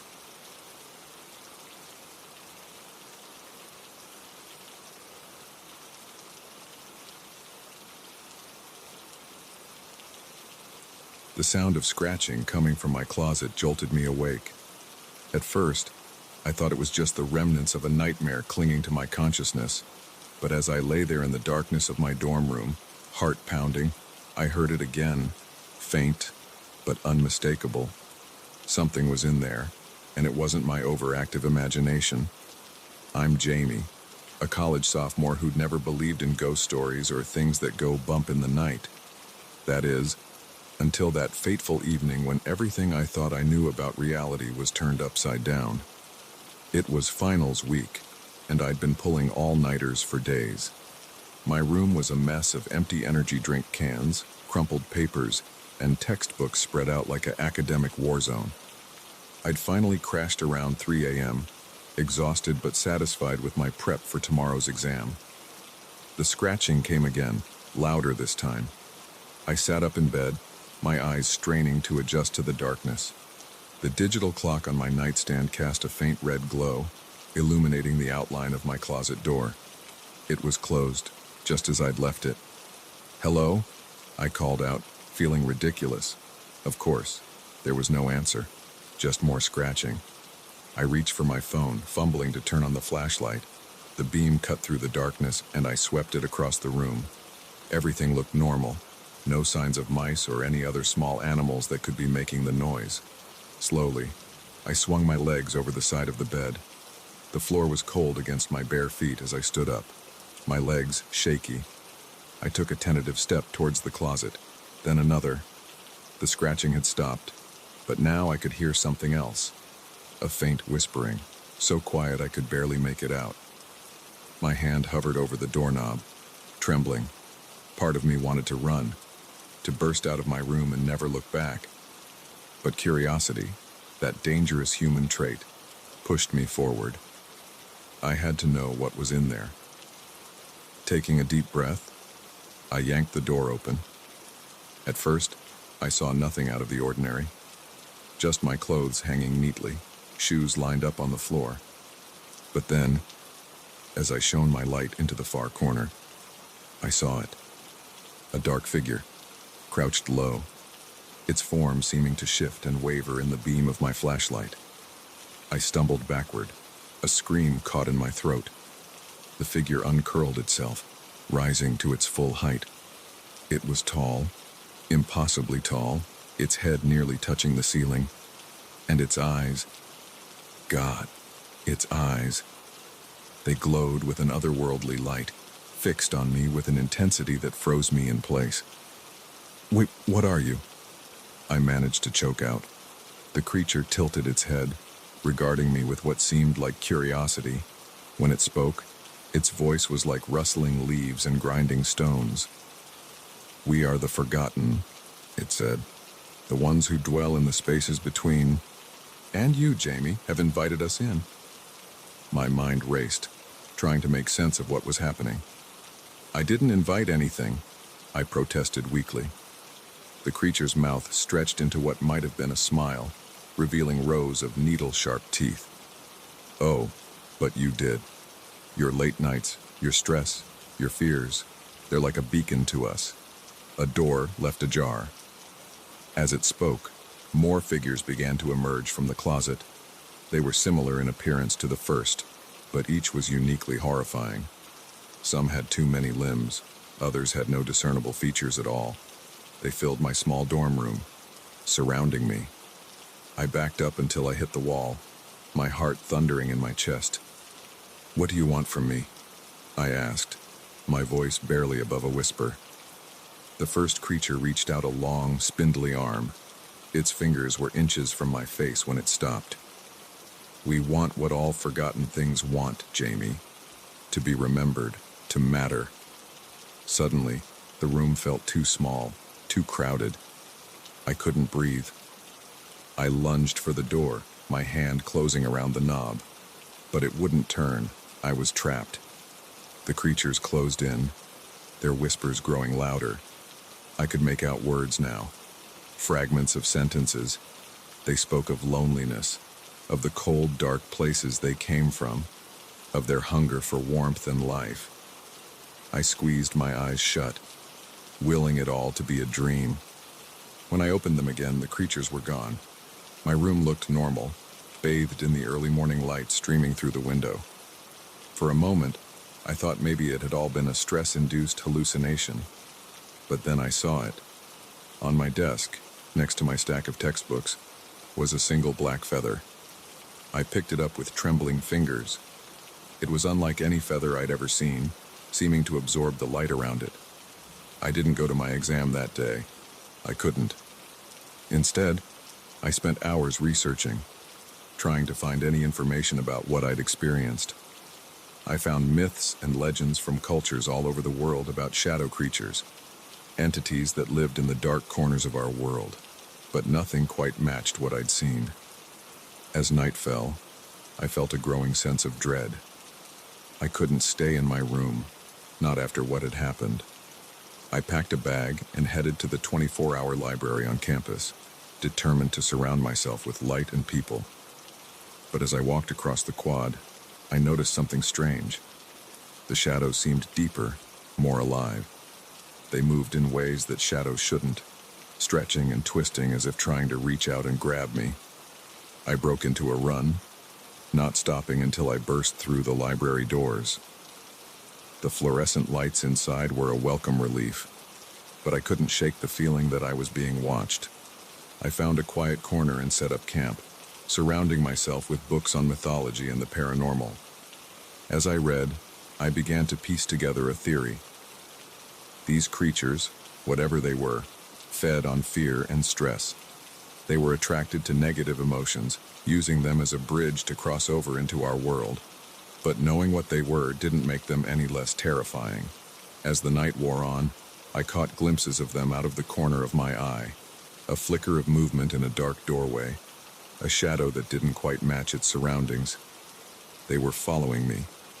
By morning, I was exhausted and on edge. I couldn't go back to my dorm, but I couldn't stay in the library forever. I needed help. I remembered an old professor, Dr. Eliza Thornton, who taught a class on folklore and urban legends. She had always seemed a bit eccentric, but now I wondered if she might know more than she let on. I found her in her office, surrounded by stacks of dusty books and strange artifacts. When I told her my story, I expected disbelief or concern for my mental health. Instead, she nodded gravely. "You've encountered the Shadowkin," she said, her voice low and serious. "They're as old as human fear itself, always lurking just beyond the edge of our perception. Most people go their whole lives without seeing them, but once you do..." She trailed off, her eyes distant. I realized with a start that she had seen them too. "How do I get rid of them?" I asked desperately. Dr. Thornton shook her head. "You don't, not completely, but you can learn to live with the knowledge of their existence without letting it consume you. Fear feeds them, Jamie. The less afraid you are, the less power they have." It sounded impossible. How could I not be afraid of these nightmarish creatures? But as Dr. Thornton taught me meditation techniques and gave me protective charms, I began to feel a glimmer of hope. That night, back in my dorm room, I faced my closet again. My heart was racing, but I forced myself to stay calm. When the scratching started, I didn't run, I didn't hide. Instead, I opened the door. The creatures were there, just as before. But this time, I stood my ground. "I see you," I said, my voice stronger than I felt. "I acknowledge your existence, but I am not afraid of you." The creatures seemed to recoil, confusion evident in their glowing eyes. As I continued to speak, affirming my lack of fear, they began to fade, not disappearing entirely, but becoming less solid, less real. In the days and weeks that followed, I worked on controlling my fear. It wasn't easy. There were nights when the shadows seemed to come alive, when the whispers grew so loud I thought I'd go mad. But each time, I faced them, and each time, they retreated a little more. I'm not naive enough to think they're gone for good. I still see them sometimes, lurking at the edges of my vision, but they no longer have the power over me they once did. Now, as I sit here writing this, I can't help but wonder how many others have encountered the Shadowkin. How many have been driven to the brink of madness by their presence? If you're reading this and you've seen them too, know that you're not alone. And more importantly, know that you have the power to face your fears. Because in the end, that's what the Shadowkin really are. They're the embodiment of our deepest fears and insecurities. And while we may never be entirely free of fear, we can learn to live with it, to acknowledge it without letting it control us. So the next time you hear a strange noise in the night, or catch a glimpse of something that shouldn't be there, remember my story. Stand your ground. Face your fears. Because sometimes, the monsters in the closet are real, but that doesn't mean they have to win.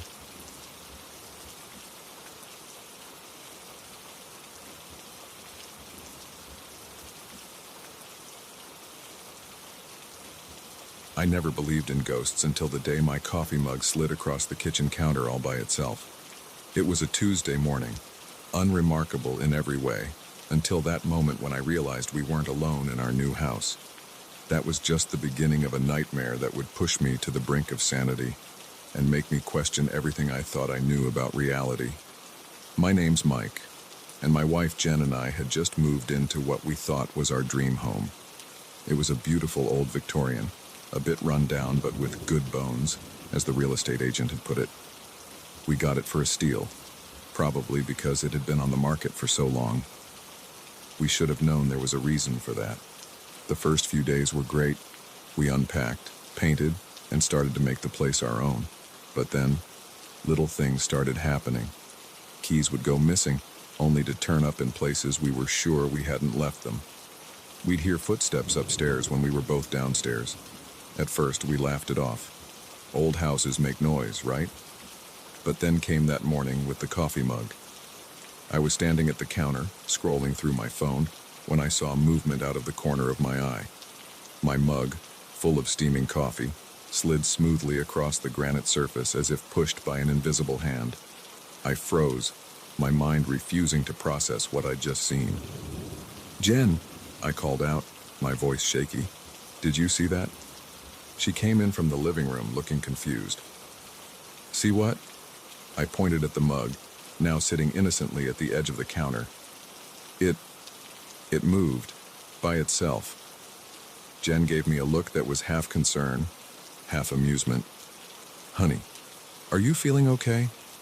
Maybe you need more sleep." I wanted to believe her, to think I was just overtired or imagining things.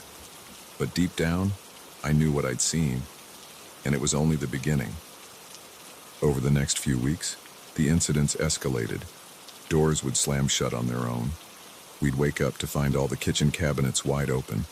One night, we both distinctly heard a child's laughter echoing through the house, despite the fact that we didn't have kids and our nearest neighbors were a retired couple. Jen was starting to believe me now, but she was trying to rationalize it all. Maybe it was the house settling, or a draft we hadn't noticed. But I could see the fear in her eyes, the way she'd jump at every unexpected sound. I started researching the history of the house, hoping to find some explanation. What I discovered chilled me to the bone. The house had been built in the late 1800s by a wealthy industrialist. He'd had a large family, but tragedy struck when his youngest daughter died in a fire in the attic. After that, the family had abandoned the house, and it had passed through numerous owners over the years. None had stayed for very long. As I dug deeper, I found forum posts and local news articles about strange occurrences in the house. Previous owners reported similar experiences to ours, some even more terrifying. One family claimed they'd seen a young girl in old-fashioned clothes standing at the foot of their bed. Another swore they'd heard screaming coming from the attic, even though it was empty. I didn't want to believe it, but the evidence was mounting. Our house was haunted. Jen and I argued about what to do. She wanted to leave, to cut our losses and run, but I was stubborn. We'd put all our savings into this place.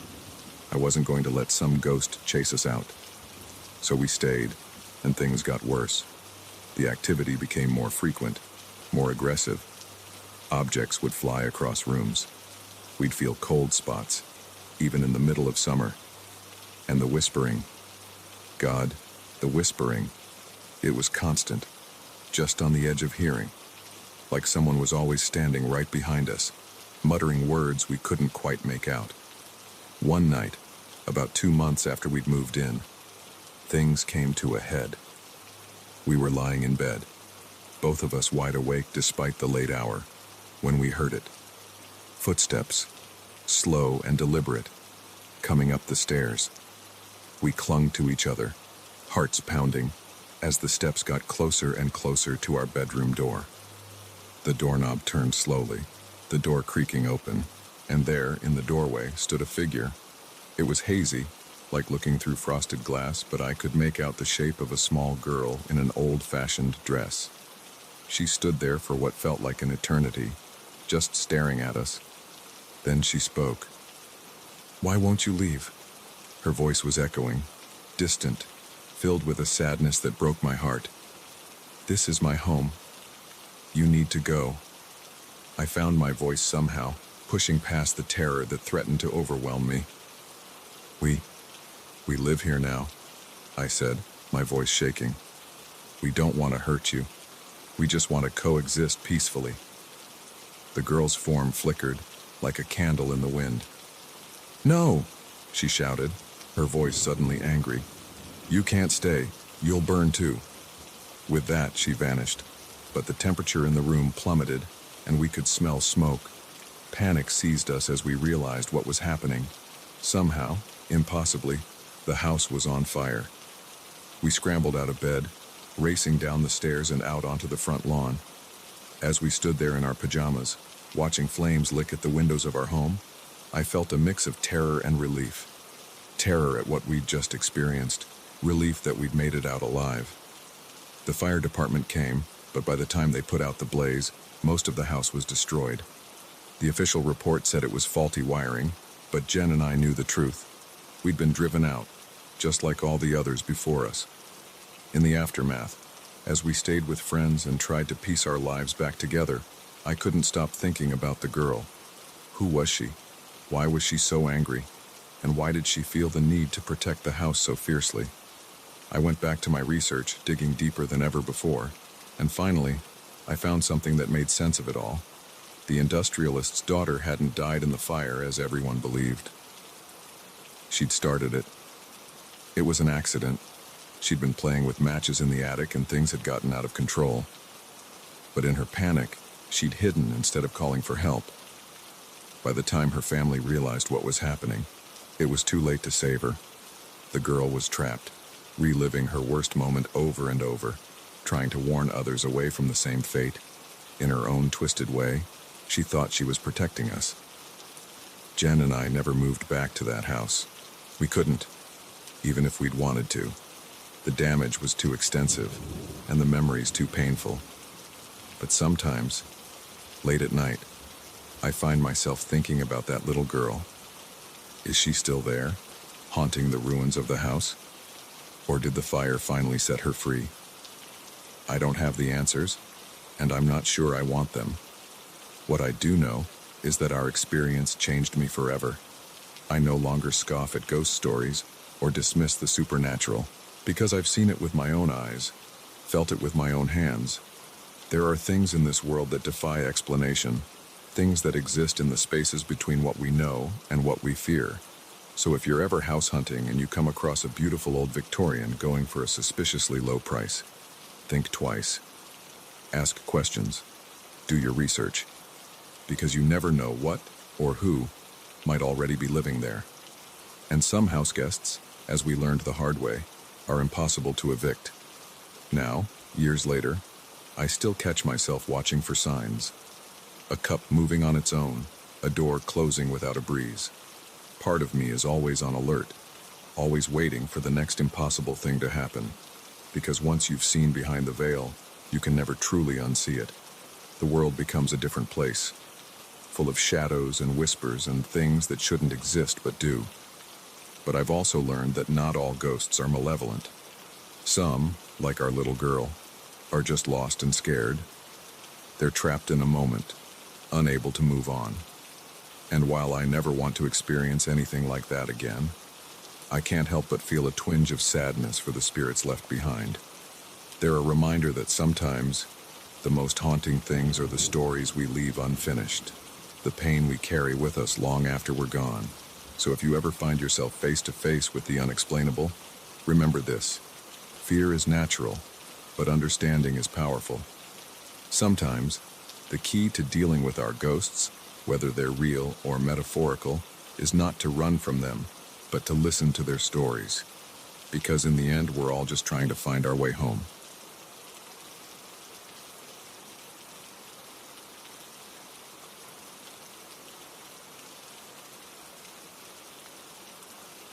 The security cameras flickered, and for a split second, I swear I saw a figure dart across the Egyptian exhibit. But when I rewound the footage, there was nothing there, just empty space and priceless artifacts. That's when I knew this night shift was about to become anything but ordinary. I'm Tom, the night security guard at the Metropolitan Museum of Art. It's usually a quiet job, just me, the cameras, and thousands of years of human history sleeping peacefully behind glass cases. But tonight, something was different. Something was wrong. It started small. A slight fluctuation in the video feed from the Egyptian wing. I'd been working here for 5 years, and I'd never seen anything like it. The image would distort for a fraction of a second, like someone was tampering with the signal. But every time I checked the system, everything came up clean. I radioed my partner, Mike, who was doing rounds on the other side of the museum. "Hey, you seeing anything weird over there?" There was a moment of static before his voice crackled through. Nah, all quiet on this end. Why? What's up? I hesitated, not wanting to sound paranoid. Probably nothing. Just some funky readings from the Egyptian exhibit. I'm gonna go check it out. Roger that, Mike replied. And give me a shout if you need backup. I grabbed my flashlight and headed towards the exhibit, my footsteps echoing in the empty halls. The museum was different at night. The grandeur of the day gave way to something more primal, more mysterious. Shadows seemed to move of their own accord, and the eyes of ancient statues followed me as I passed. As I approached the Egyptian wing, the air grew colder. I could see my breath fogging in front of me, which was odd considering it was the middle of summer and the climate control was supposed to be constant. I swept my flashlight across the room, illuminating sarcophagi, canopic jars, and intricate golden artifacts. Everything seemed to be in place. But then I saw it, a flicker of movement out of the corner of my eye. I spun around, heart pounding. Hello? Is someone there? No response, just the oppressive silence of the museum. I was about to chalk it up to an overactive imagination when I heard it, a soft scraping sound, like stone against stone. It was coming from the far corner of the exhibit, where we kept the smaller artifacts. Slowly, cautiously, I made my way towards the sound. As I got closer, I realized it was coming from inside a glass case, a case that held a collection of ancient amulets. I shone my flashlight on the case, and my blood ran cold. The amulets were moving, not falling or sliding, but actually moving of their own accord. They were arranging themselves into a pattern I didn't recognize. I stumbled backward, my mind refusing to process what I was seeing. This couldn't be happening. It had to be some kind of trick, a prank maybe. But deep down I knew it wasn't. I fumbled for my radio. Mike, get down here now. Something's happening in the Egyptian exhibit. Static was my only reply. The temperature in the room plummeted, and I could see my breath coming in quick, panicked puffs. The scraping sound grew louder, and now it wasn't just the amulets. All around me, artifacts were shifting, moving, coming to life. A gust of wind whipped through the room, despite there being no windows or vents. Ancient papyrus scrolls unfurled, their hieroglyphs glowing with an otherworldly light. The lid of a sarcophagus began to slide open. Terror gripped me, and I turned to run. But as I reached the doorway, I slammed into an invisible barrier. It was like hitting a wall of solid air. I was trapped. Behind me, I heard the unmistakable sound of footsteps. Slow, deliberate footsteps that didn't belong to anything living. I turned slowly, my whole body shaking. There, emerging from the open sarcophagus, was a figure.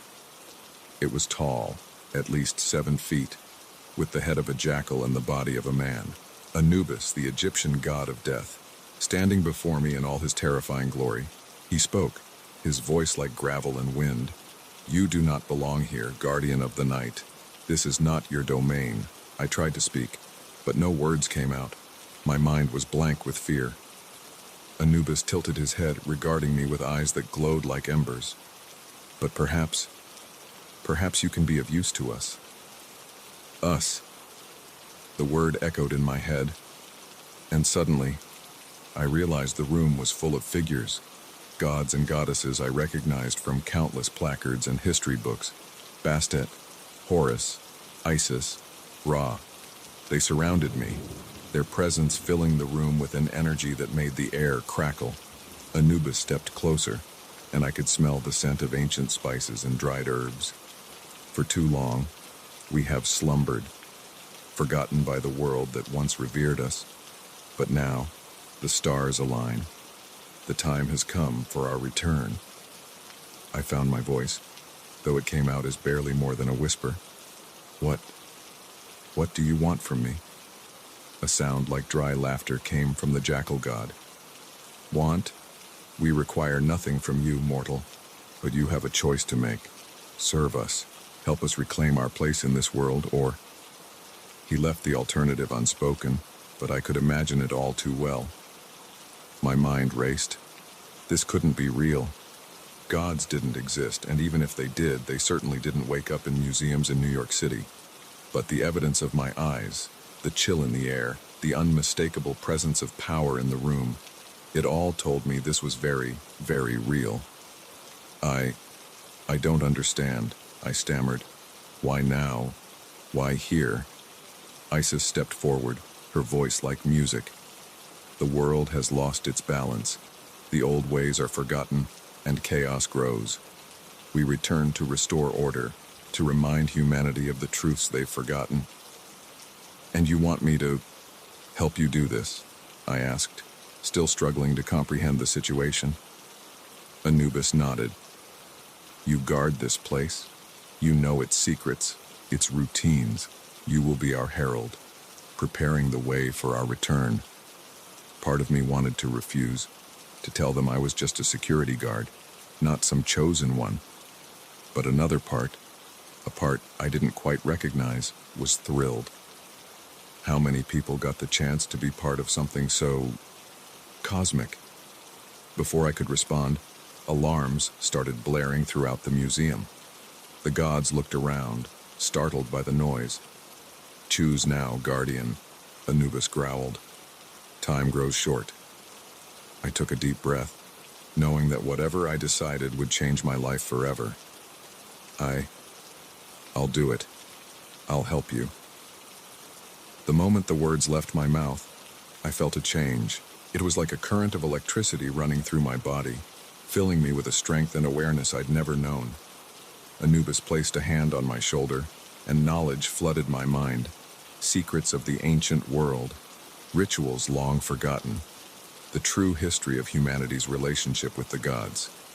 It was overwhelming, exhilarating, and terrifying all at once. Go now, he said. Fulfill your duty.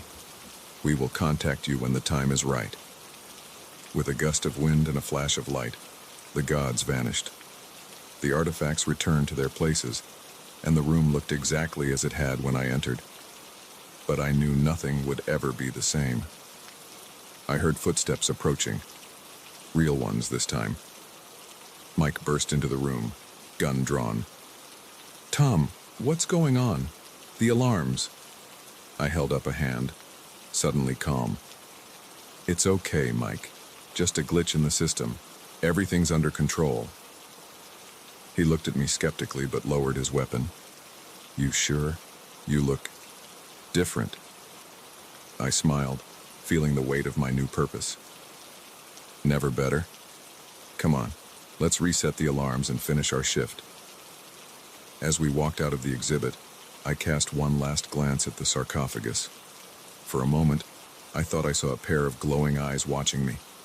But then they were gone, and I was left with nothing but the knowledge of what I had to do. The next few weeks were a blur of activity. By day, I went about my normal routine, but by night, I prepared. I studied ancient texts, practiced forgotten rituals, and communicated with the gods through dreams and visions. I knew that soon, very soon, the world would change. The old gods were returning, and I was their chosen herald. Part of me was terrified of what was to come, but another part, a growing part, was excited. The world needed this, needed the balance and wisdom the gods would bring. As I write this, I can feel it coming. The air is thick with anticipation, and I can hear whispers of the ancient tongues in the wind. Tomorrow night, when the moon is full and the stars align, it will begin. The gods will walk the earth once more, and I will be there to welcome them. To anyone who reads this, know that change is coming. The world as you know it is about to be transformed. Don't be afraid. Embrace it. For the gods are returning, and with them comes a new age of wonder and mystery. And it all started with a flicker on a security camera, in a quiet museum, on a night that seemed like any other, but turned out to be the beginning of everything.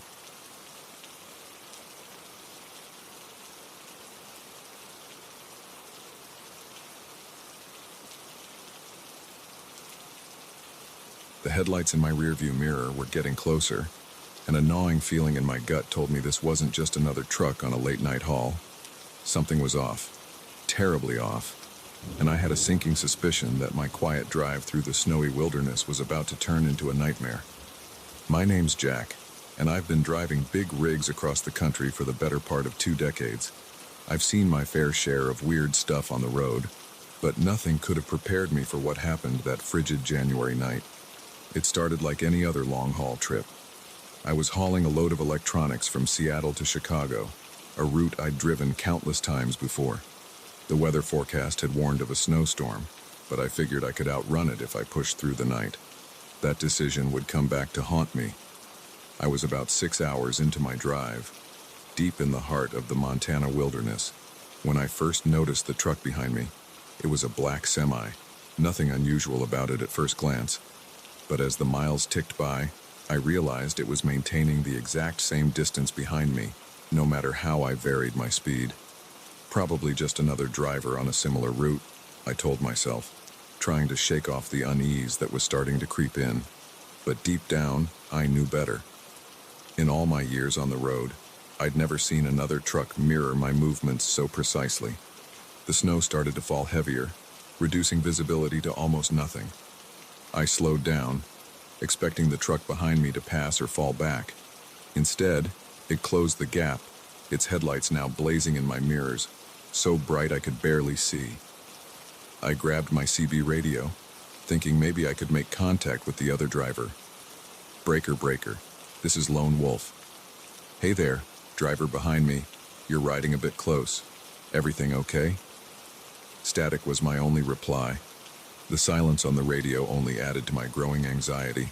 I increased my speed, hoping to put some distance between us. The other truck matched me effortlessly, staying right on my tail. That's when things got really weird. As we rounded a bend, I caught a glimpse of the driver in my side mirror. What I saw made my blood run cold. The cab was empty. There was no one behind the wheel. "Impossible," I muttered, rubbing my eyes. I must be more tired than I thought. Hallucinating, maybe. But when I looked again, the sight was the same. A truck driving itself, pursuing me through the snowy night. Panic started to set in. I pressed down on the accelerator, pushing my rig to its limits. The speedometer crept up, 70, 80, 90 miles per hour. Dangerous speeds for these conditions, but fear had taken over. The black truck stayed with me, never falling behind, never getting closer. Just there, a constant menacing presence. I fumbled for my cell phone, desperate to call for help. No signal. Of course, I was miles from the nearest town, surrounded by nothing but trees and snow-covered mountains. The chase continued for what felt like hours. My knuckles were white on the steering wheel, my eyes darting constantly between the road ahead and the mirrors. The storm was getting worse, the wind howling around my truck like a banshee. Suddenly, my headlights illuminated a sign, "Rest Area, 1 mile."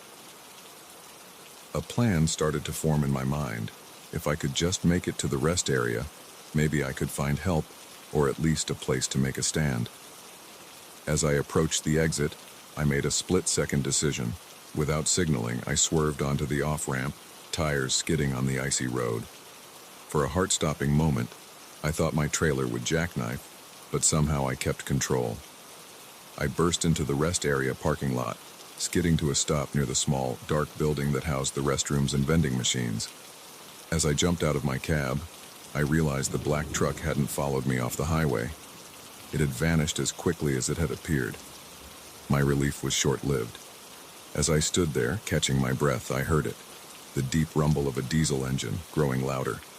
And then, emerging from the swirling snow like a demon from the depths of hell, came the black truck. It rolled into the parking lot slowly, almost leisurely, as if it knew it had me trapped. As it drew closer, I could see inside the cab clearly. It was definitely empty, the steering wheel turning on its own as the truck maneuvered towards me. I backed away, my mind racing. What was this thing? A ghost? Some kind of advanced AI gone rogue?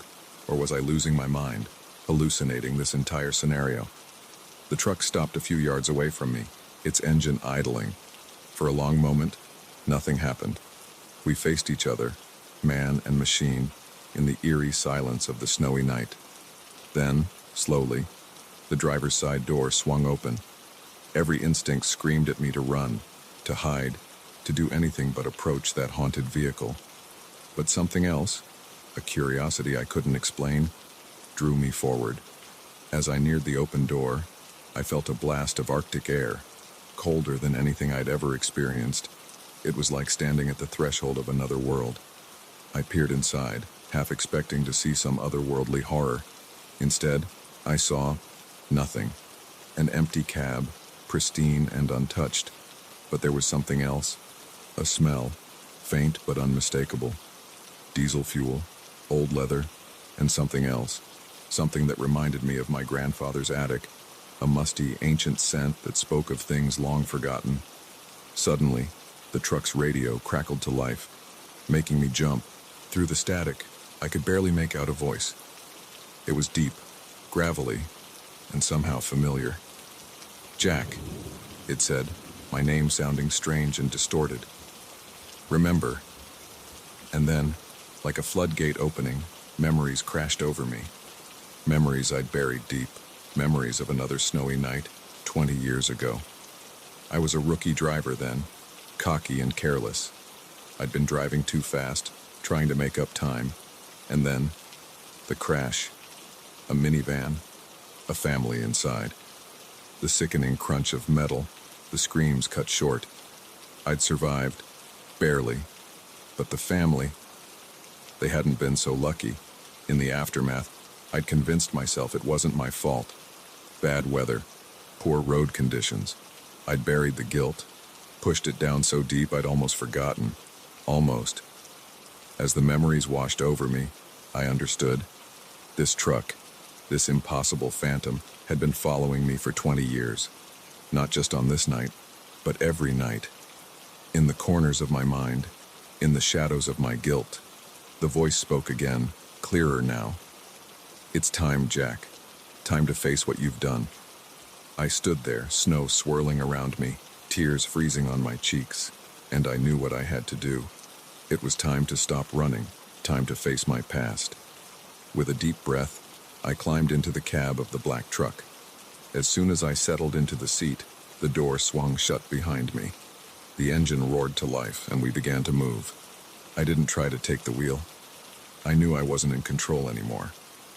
As we pulled out of the rest area and back onto the highway, I closed my eyes. Whatever was coming, I was ready to face it. We drove through the night, the truck knowing a path I couldn't see. As dawn broke, we pulled up to a small cemetery I'd never known existed, but somehow I knew exactly why we were here. The truck door opened, and I stepped out.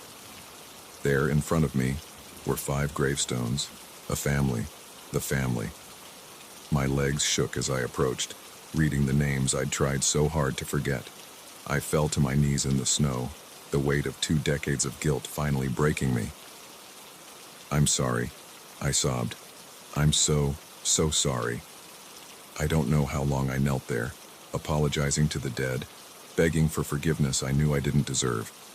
When I finally looked up, the black truck was gone. In its place was a figure, hazy and indistinct, but unmistakably the father of the family I'd killed. He didn't speak, but his message was clear in his eyes. It wasn't forgiveness. I knew I'd never earn that. But it was acknowledgement, a chance to do better, to live the life I'd stolen from them. As the figure faded away, I felt something shift inside me. The guilt was still there. It always would be. But now it was accompanied by something else. A determination to honor the lives I'd taken, to make my survival mean something. I walked back to my own truck, parked where I'd left it at the rest area. As I climbed into the cab, I knew my life would never be the same. The black truck had forced me to face my past, and in doing so, had given me a chance at a future. Now, every time I get behind the wheel, I remember that night. I drive with care, with respect for the lives in my hands and on the road around me. And sometimes, on long, lonely stretches of highway, I catch a glimpse of a black truck in my mirror. but it's not chasing me anymore. It's watching, reminding me of the promise I made in that snowy graveyard. The promise to live, to remember, and to never, ever forget the true cost of the choices we make on the road.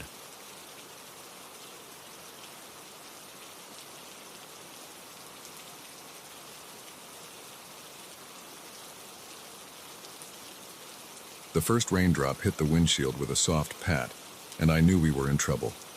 What had started as a sunny hiking trip was about to turn into a desperate fight for survival against nature's fury and something far more sinister lurking in the shadows of the forest.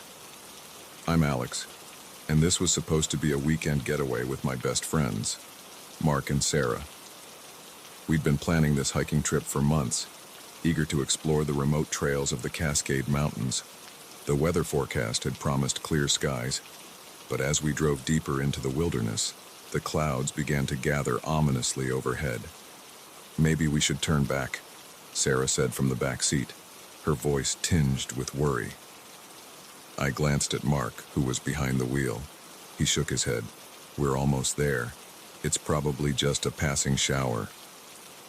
I wanted to believe him, but the rapidly darkening sky told a different story. By the time we reached the trailhead, the rain was coming down in sheets. We sat in the car, watching the downpour and debating our next move.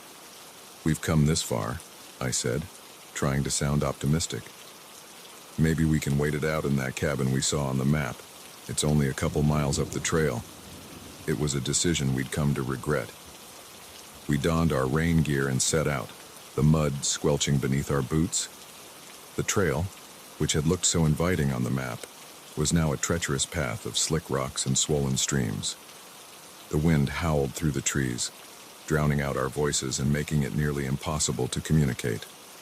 After what felt like hours of struggling against the elements, we finally spotted the cabin through the curtain of rain. It was a welcome sight, a sturdy log structure that promised shelter from the storm. As we approached, I couldn't shake the feeling that something was off. The cabin looked old, far older than it should have been based on the recent map we'd studied. Moss clung to the roof, and the windows were dark, reflecting our bedraggled figures like fun house mirrors. Mark reached the door first, giving it a solid push. It swung open with a creak that sent shivers down my spine. We hurried inside, grateful to escape the rain but unable to ignore the oppressive atmosphere that greeted us. The interior was Spartan. A few rickety chairs, a table, and a fireplace that looked like it hadn't been used in decades. Dust covered every surface, and the air was thick with the musty smell of abandonment. "This can't be right," Sarah said, voicing what we were all thinking. The ranger said this was a maintained emergency shelter. I pulled out our map, now soggy and barely legible. "According to this, we're in the right place, but this cabin looks like it's been here for 100 years. Mark was already working on starting a fire, his hands shaking slightly as he arranged kindling in the grate. "Let's worry about that later. Right now, we need to get warm and dry." As the flames flickered to life, casting dancing shadows on the walls, I couldn't shake the feeling that we were being watched. I kept glancing at the windows, half expecting to see a face peering in at us. But there was nothing but darkness and the relentless pounding of the rain. We huddled around the fire, trying to warm our chilled bones and make sense of our situation. The storm showed no signs of letting up, and the thought of spending the night in this eerie cabin was becoming an increasingly likely reality. As night fell, the forest outside seemed to come alive with strange sounds. Howls that didn't quite sound like wolves, rustling that seemed too deliberate to be the wind. We tried to laugh it off, telling ghost stories to distract ourselves from the growing sense of unease. It was around midnight when we heard it, a sharp rap on the door that cut through our nervous laughter like a knife. We froze, exchanging wide-eyed glances. "Did you hear that?" Sarah whispered, her face pale in the firelight. Before any of us could respond, it came again. 3 distinct knocks, deliberate and demanding. Mark stood up, his hand reaching for the hiking pole he'd propped against the wall. "Hello?" he called out, his voice wavering slightly. "Is someone there?" Silence. Then, slowly, the door began to open. My heart pounded in my chest as a figure emerged from the darkness. It was a man, or at least it had the shape of a man, but there was something wrong, something off about the way he moved, the way his edges seemed to blur in the flickering firelight. "Apologies for the intrusion," the figure said, his voice oddly hollow.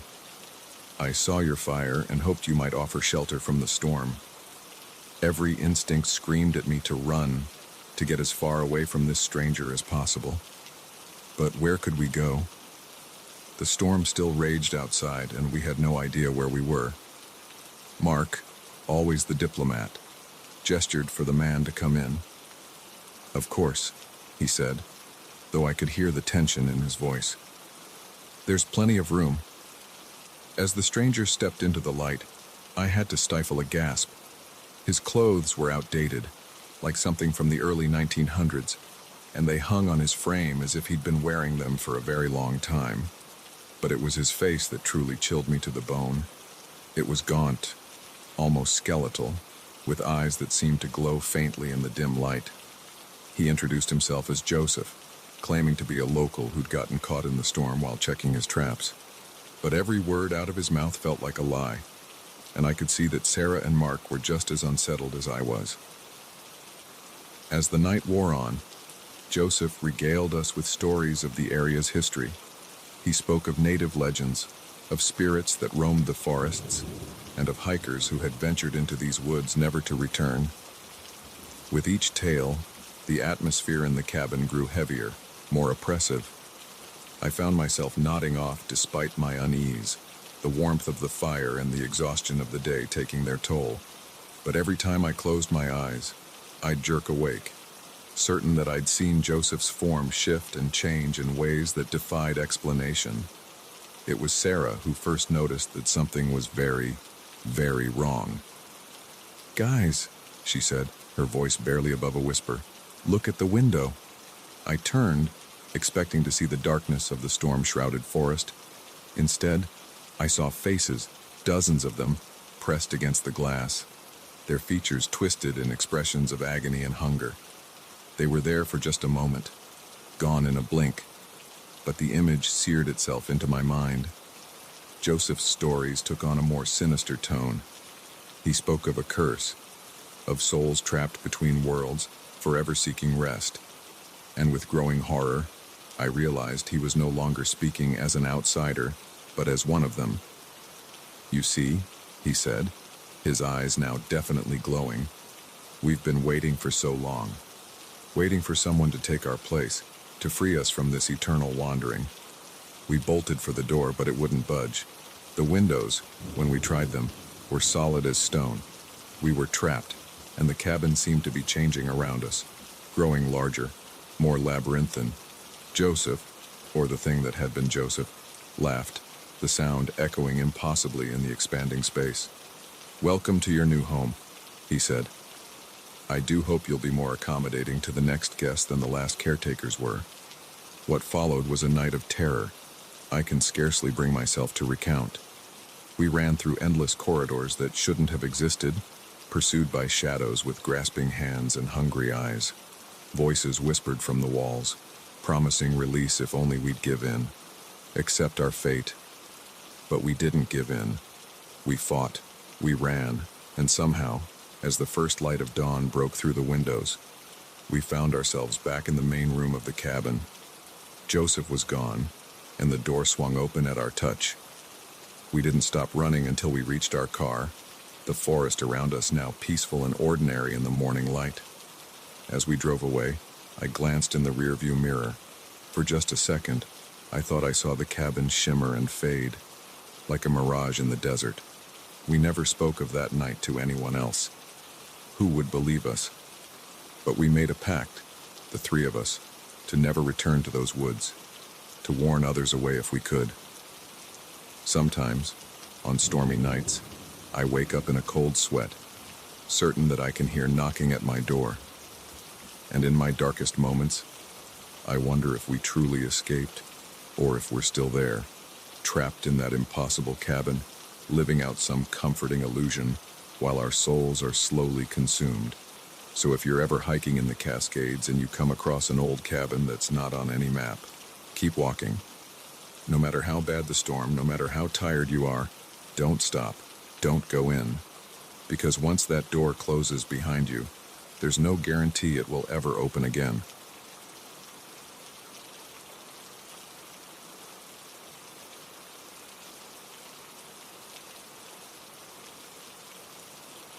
The sound of shattering glass jolted me awake, my heart pounding in my chest. For a split second, I thought I was dreaming. But as I lay there in the darkness, straining my ears, I heard it again, the unmistakable creak of a floorboard from somewhere downstairs. Someone was in the house, and I was alone. I'm Emily, a 28-year-old freelance writer. I'd jumped at the chance to house sit for my aunt and uncle while they were on a month-long European cruise. Their sprawling Victorian home in the countryside seemed like the perfect place to work on my novel without distractions. Little did I know, I was about to become the main character in my own real-life horror story. The first few days were uneventful. I settled into a routine, writing during the day and exploring the charming little town nearby in the evenings. But as the week wore on, I started noticing things. Small things at first, a book out of place, a chair slightly moved. I brushed it off as absent-mindedness, convincing myself I'd moved these items and simply forgotten. But then things escalated.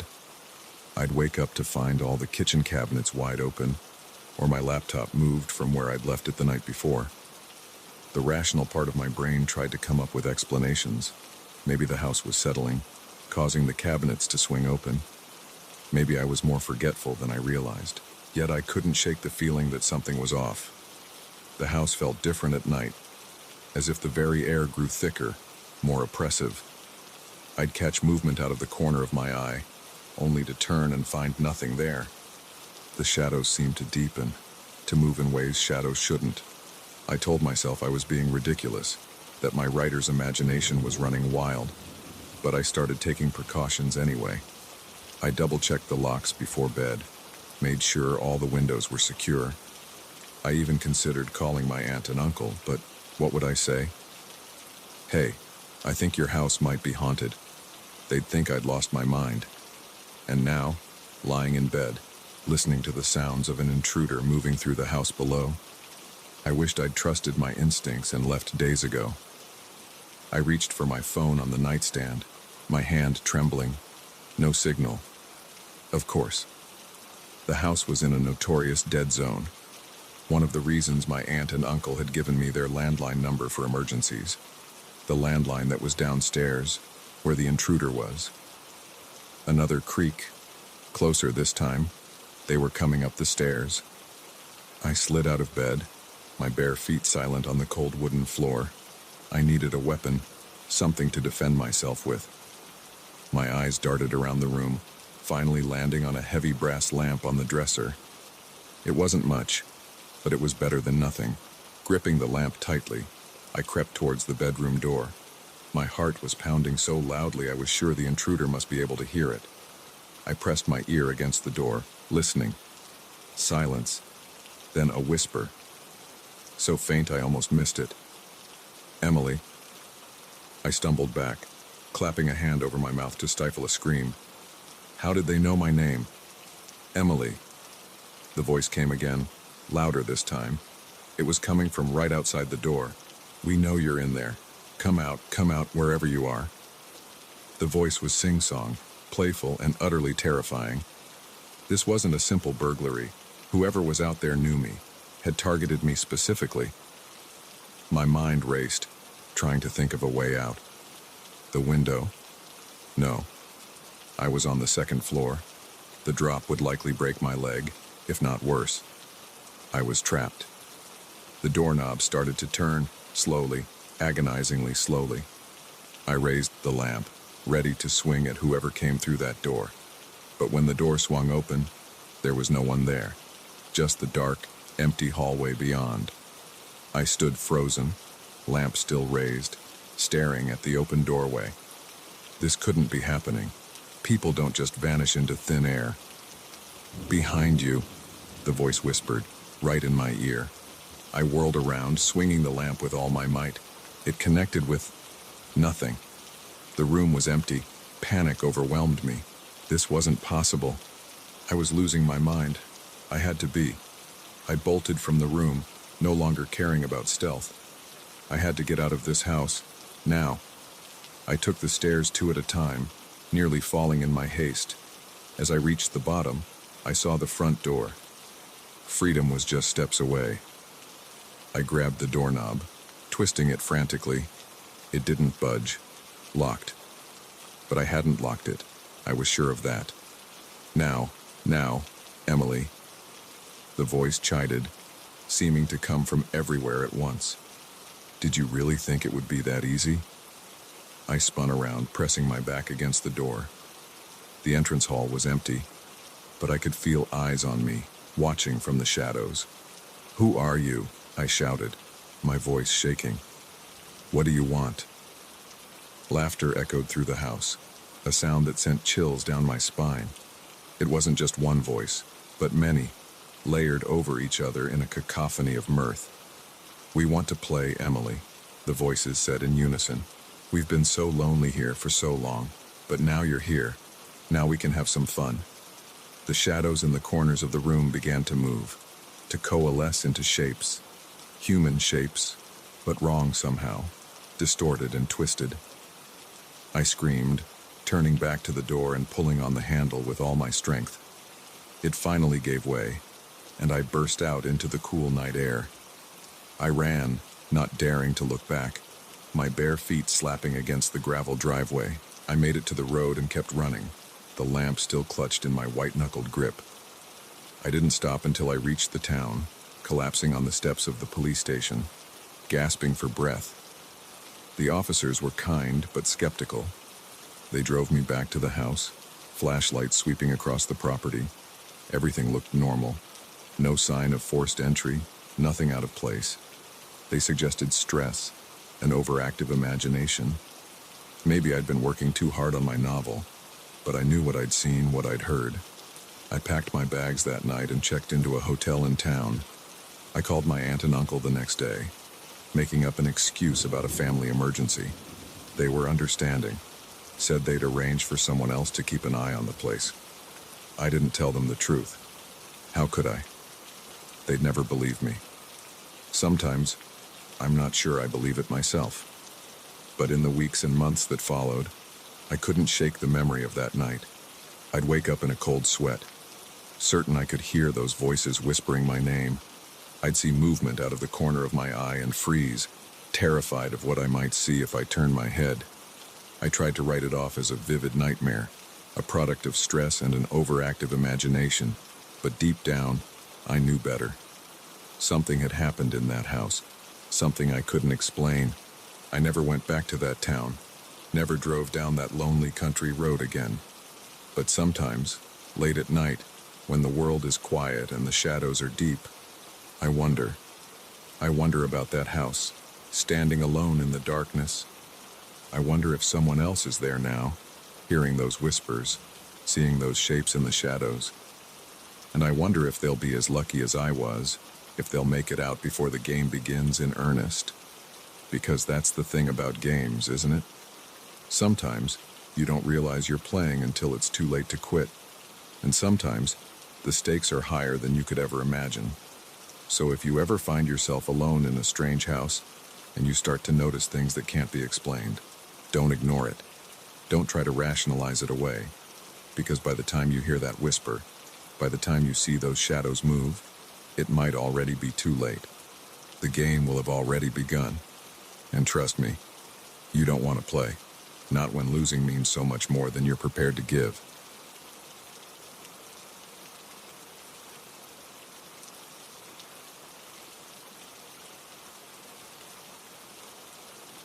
The moment our car sputtered to a stop on that desolate stretch of highway, I knew we were in trouble.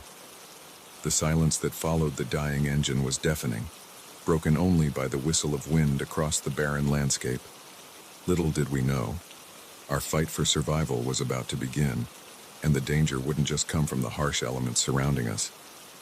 I'm Sarah, and what was supposed to be a romantic getaway with my husband Mike quickly turned into a nightmare that still haunts me to this day. We had been driving for hours, the monotonous desert landscape of Nevada stretching endlessly before us. Our destination was a quaint bed and breakfast nestled in the mountains, a place where we hoped to rekindle our relationship after months of stress and growing distance. The sun was setting when our old Chevy gave up the ghost, leaving us stranded in the middle of nowhere. No other cars had passed us for at least an hour, and checking our phones revealed what we already suspected: no signal. "We should have gotten that tune-up before we left," Mike muttered, frustration evident in his voice as he popped the hood and peered inside.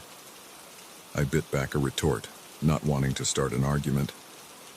Instead, I stepped out of the car, stretching my legs and surveying our surroundings. Miles of scrubland in every direction, with the faint outline of mountains on the horizon. The air was cooling rapidly as night approached, and I shivered, wrapping my arms around myself. "Any luck?" I called to Mike after a few minutes. He slammed the hood shut, shaking his head. "No idea what's wrong. We're going to have to wait for someone to pass by and hope they can help." We settled in for a long wait, the temperature dropping steadily as darkness fell. We had some water and snacks in the car, but if help didn't come soon, we'd be in real trouble. The desert nights could be brutally cold, and we weren't prepared for an extended stay. Hours passed, marked only by the slow crawl of stars across the sky. We talked intermittently, our conversation strained.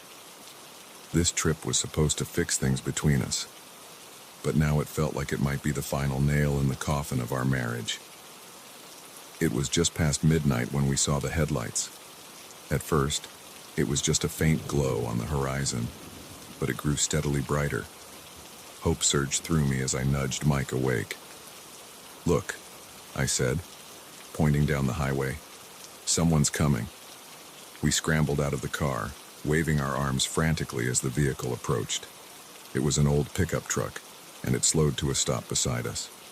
The driver's side window rolled down, revealing a man in his 50s, his face weathered and lined.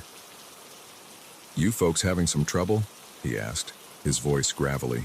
Mike explained our situation, and the man, who introduced himself as Earl, offered to take a look at our car.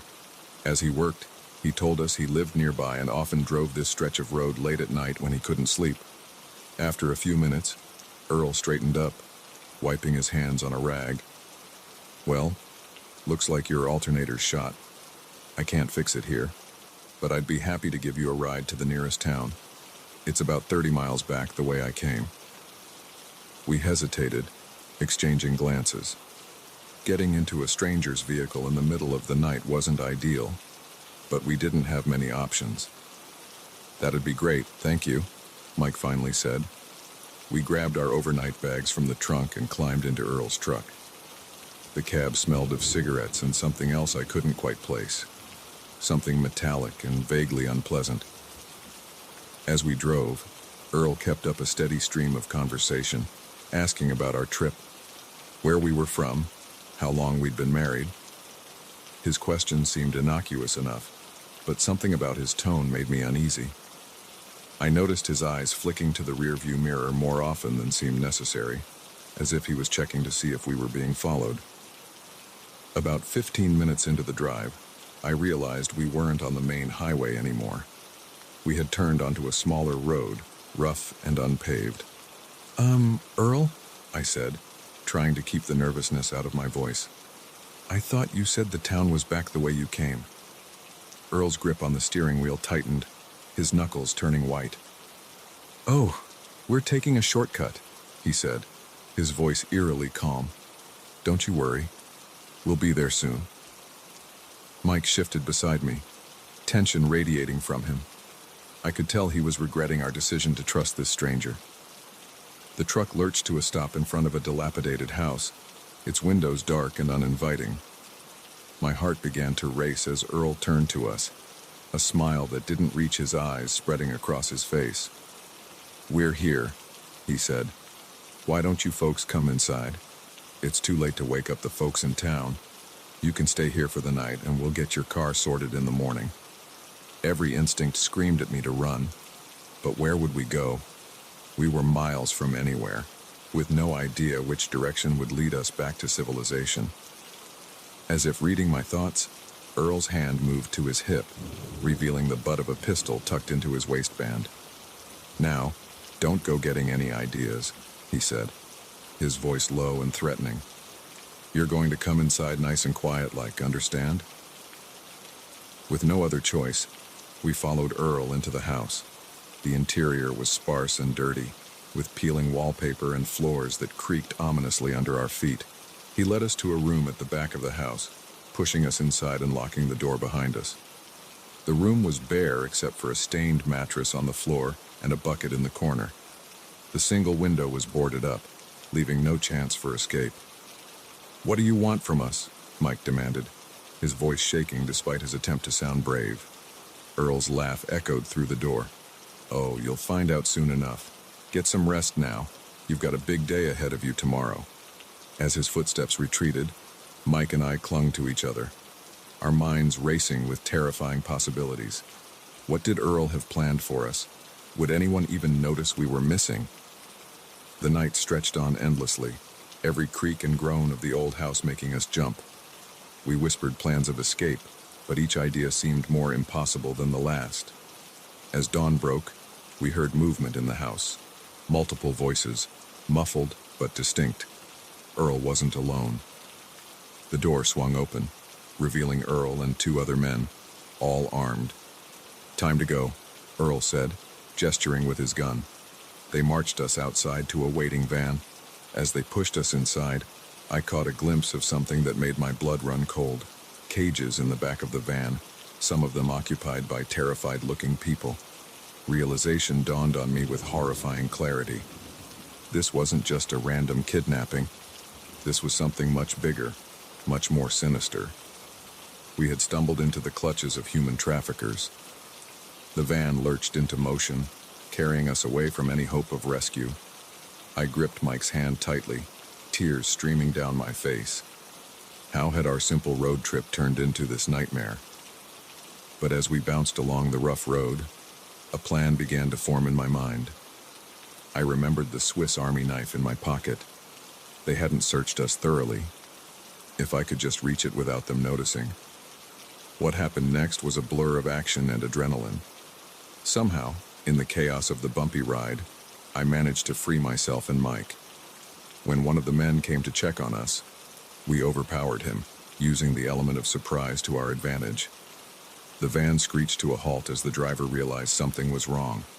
In the ensuing struggle, we managed to subdue our captors and free the other prisoners. It was over as quickly as it had begun. We found ourselves standing on the side of the road, surrounded by shell-shocked victims and unconscious kidnappers. One of the freed prisoners had a phone, and soon the sound of approaching sirens filled the air. The aftermath was a whirlwind of police statements, hospital checkups, and tearful reunions with worried family members. We learned that we had helped break up a major trafficking ring, one that law enforcement had been trying to crack for years. But even as we were hailed as heroes, the trauma of what we'd experienced lingered. Mike and I clung to each other with a newfound appreciation, our petty arguments from before the trip seeming insignificant in the face of what we'd endured together. Now, months later, we're still dealing with the aftermath. Therapy helps, but there are nights when I wake up in a cold sweat, convinced I'm back in that dirty room, waiting for an unknown fate. But we survived. We fought back. And in doing so, we saved not only ourselves but others who had lost all hope. So if you're ever driving down a lonely stretch of highway and your car breaks down, be careful who you trust. Sometimes, the real monsters aren't the harsh elements or the unforgiving landscape. Sometimes, they're the ones who offer you a helping hand.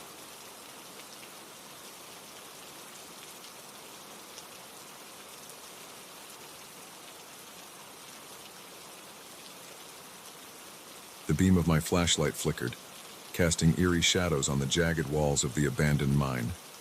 I should have turned back the moment I saw the rotting support beams, but curiosity had always been my weakness. As I ventured deeper into the earth, I couldn't shake the feeling that I wasn't alone in this long-forgotten tunnel. My name's Jake, and I'm what you might call an urban explorer. I've always been drawn to abandoned places, fascinated by the stories they hold and the secrets they keep. But this old silver mine in the mountains of Colorado was different. From the moment I squeezed through the partially collapsed entrance, something felt off. I'd done my research before coming here. The Silver Creek mine had been abandoned in the 1920s after a series of mysterious accidents. The official reports blamed unsafe conditions, but local legends spoke of something darker. Miners had reported strange noises, inexplicable equipment failures, and eerie sightings in the deepest tunnels. Some even claimed the mine was cursed. Of course, I didn't believe in curses. At least, that's what I told myself as I made my way deeper into the mine, my boots crunching on loose rocks and debris. The air grew colder and damper the further I went, and the silence was oppressive, broken only by the occasional drip of water and my own labored breathing. I'd been exploring for about an hour when I heard it, a faint tapping sound like metal on stone, coming from somewhere up ahead. I froze, straining my ears. It couldn't be another explorer. I'd parked at the only access road, and there had been no other vehicles. "Hello?" I called out, my voice echoing unnervingly in the narrow tunnel. "Is someone there?" The tapping stopped abruptly. For a long moment, there was nothing but silence.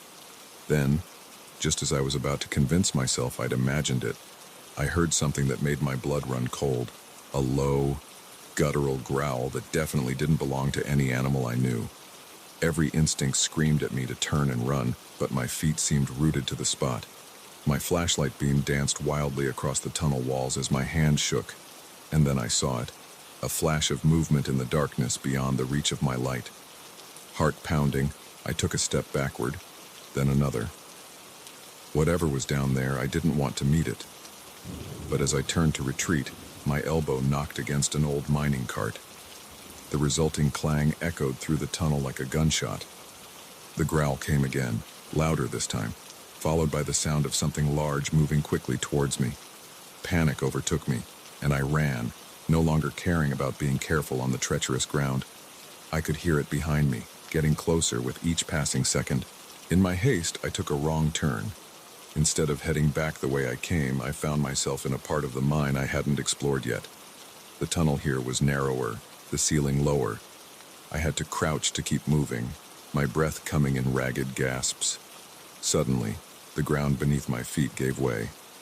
I fell, tumbling down a steep incline, rocks and debris raining down around me. When I finally came to a stop, I found myself in a large cavern, my flashlight knocked from my grip and lying just out of reach. Dazed and bruised, I reached for the light. As my fingers closed around it, I heard something that made my heart stop. The sound of loose rocks sliding down the incline I'd just fallen through. Whatever had been chasing me was coming down. I scrambled to my feet, swinging my flashlight around wildly. The cavern was vast, the beam of light not reaching the far walls. But what I did see made me wish for the darkness again. The floor was littered with bones, human bones, scattered among rusted mining equipment and rotting timber.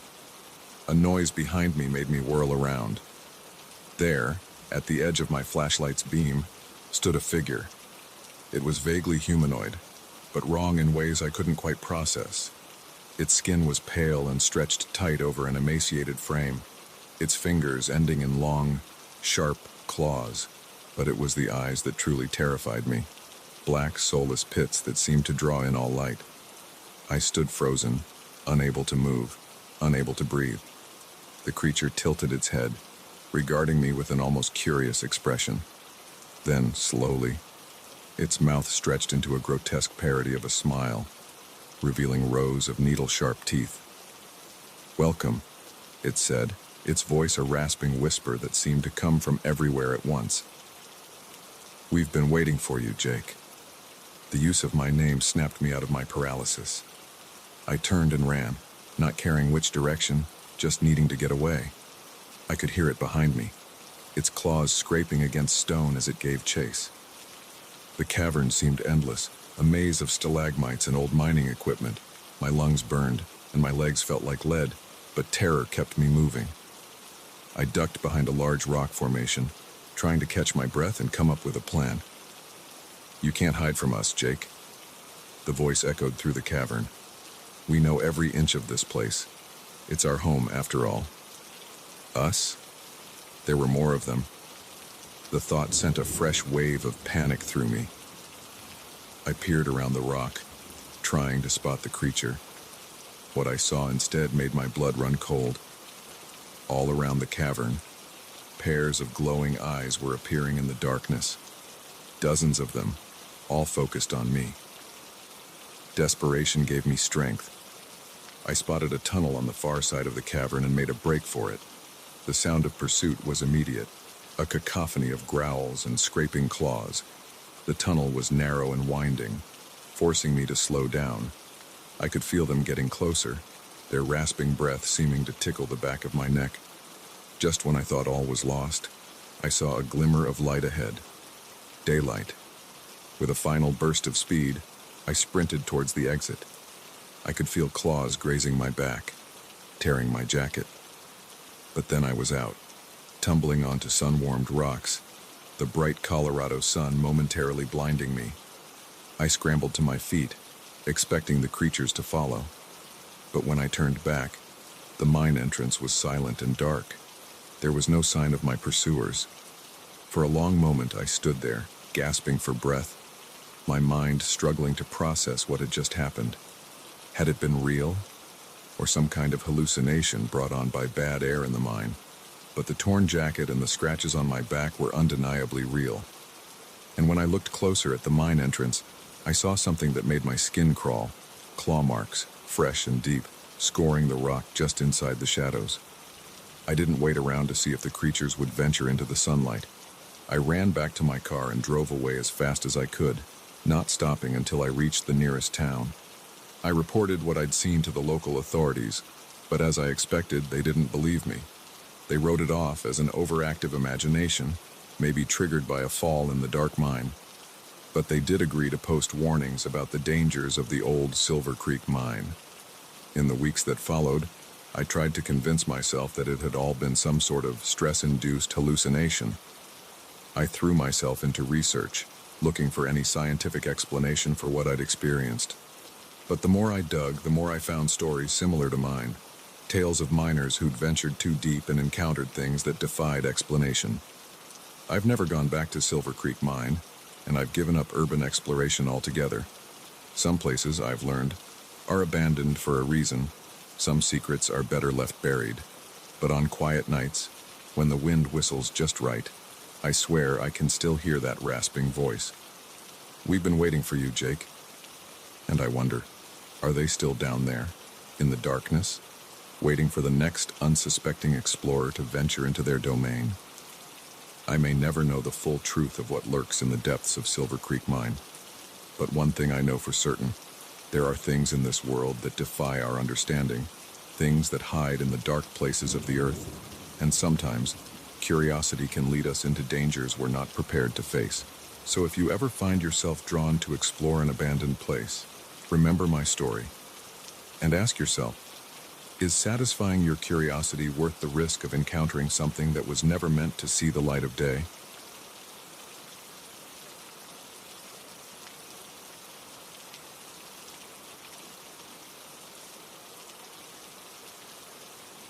The waves lapped gently against the shore, but the peaceful sound did nothing to calm my growing sense of unease. As I stood on the beach of this seemingly idyllic island resort, I couldn't shake the feeling that something was terribly wrong. Little did I know, my relaxing vacation was about to turn into a desperate fight for survival against an unseen, sinister force. My name's Olivia, and I'd been looking forward to this trip for months. After a grueling year at work, I desperately needed a break. When I saw the ad for Sunset Cove Resort, a small, exclusive getaway on a private island in the Caribbean, it seemed like the perfect escape. The website promised crystal clear waters, pristine beaches, and a chance to truly get away from it all. If only I'd known how literal that promise would turn out to be. The first few days were everything I'd hoped for. The resort was beautiful, the staff attentive, and the other guests friendly. There were only about 20 of us, which gave the place an intimate, exclusive feel. I spent my days lounging by the pool, snorkeling in the coral reefs, and enjoying exotic cocktails at the beachside bar. It was on the fourth day that I first noticed something odd. I was chatting with an elderly couple, the Johnsons, at breakfast, when I realized I hadn't seen the young honeymooners who'd been at the next table every morning. When I mentioned this to the Johnsons, they looked at me blankly. "What honeymooners?" Mrs. Johnson asked, her brow furrowed in confusion. I described the couple, a tall, dark-haired man and a petite blonde woman. They'd been impossible to miss, always giggling and holding hands. Mr. Johnson shook his head. "I'm sorry, dear, but I don't recall seeing anyone like that. Are you sure it was at this resort?" I felt a chill run down my spine. How could they not remember? The couple had been so vivacious, so present. But as I looked around the dining room, I realized the Johnsons were right. The honeymooners were nowhere to be seen. Throughout the day, I kept an eye out for the missing couple, but there was no sign of them. When I asked one of the staff members, a friendly bartender named Miguel, he gave me the same blank look the Johnsons had. "I'm sorry, señorita," he said with a shrug. "I don't remember any couple like that. Perhaps they checked out early." But I knew that couldn't be right. The resort's boat only came twice a week, and the next departure wasn't for another 3 days. As the day wore on, my unease grew. I started noticing other little things that seemed off. The number of guests at dinner seemed smaller than it had been the night before. And hadn't there been a family with 2 young children? I couldn't spot them anywhere. That night I had trouble sleeping. The sound of the waves, which had been so soothing before, now seemed ominous. I tossed and turned, plagued by vague nightmares of people disappearing into thin air. The next morning, I woke early, determined to get to the bottom of what was going on. I headed to the front desk, intending to ask about the missing guests, but as I approached, I saw something that made me stop in my tracks. The lobby was empty, not just of guests, but of staff as well. The desk was unmanned, the computers dark. It was as if everyone had simply vanished overnight. Heart pounding, I ran back to my room and grabbed my phone. No signal, of course. There never had been on the island. I tried the room's landline, but it was dead. Panic rising, I rushed out onto the beach, hoping to spot the resort's boat. But the dock was empty, the calm waters unbroken by any sign of an approaching vessel. As the reality of my situation sank in, I felt a presence behind me. I turned to find Miguel standing there, but he looked different. His usual friendly smile was gone, replaced by a blank, almost robotic expression. "Is everything all right, señorita?" he asked, his voice oddly flat. "Miguel, what's going on?" I demanded, my voice shaking. "Where is everyone?" He tilted his head, regarding me with eyes that suddenly seemed too dark, too empty. "Everyone is where they should be," he said, "and soon you will be too." I backed away, my heart racing. This wasn't Miguel, it couldn't be. Whatever this thing was, it wasn't human. I turned and ran, not knowing where I was going, just knowing I had to get away. I could hear footsteps behind me, steady and unhurried, as if whatever was chasing me knew it would catch me eventually. I ran into the jungle that covered the center of the island, branches whipping at my face as I pushed through the dense foliage. The humid air felt thick in my lungs, and sweat poured down my face, but I didn't dare stop. After what felt like hours, I stumbled into a clearing and froze. Before me stood an enormous stone structure, ancient and weathered. It looked like some kind of temple with steep steps leading up to a dark entrance. Symbols I didn't recognize were carved into its surface, glowing faintly with an otherworldly light. I heard movement in the jungle behind me. With no other choice, I started climbing the temple steps. The stone was slick with moss, and my feet kept slipping, but fear drove me onward. As I neared the top, I heard chanting coming from inside the temple. The language was like nothing I'd ever heard before, full of harsh consonants and guttural sounds that made my skin crawl. I peered into the entrance. And what I saw made me gasp in horror. The missing guests were there, standing in a circle around a glowing pit in the center of the room. But they weren't themselves anymore. Their eyes were blank, their movements jerky and unnatural, like puppets controlled by unseen strings. In the center of the circle stood a figure that defied description.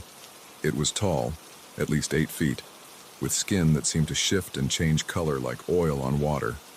Its head was elongated and eyeless, with a mouth full of needle-sharp teeth. As I watched, frozen in terror, the creature reached out and touched one of the guests, the young bride I'd been looking for.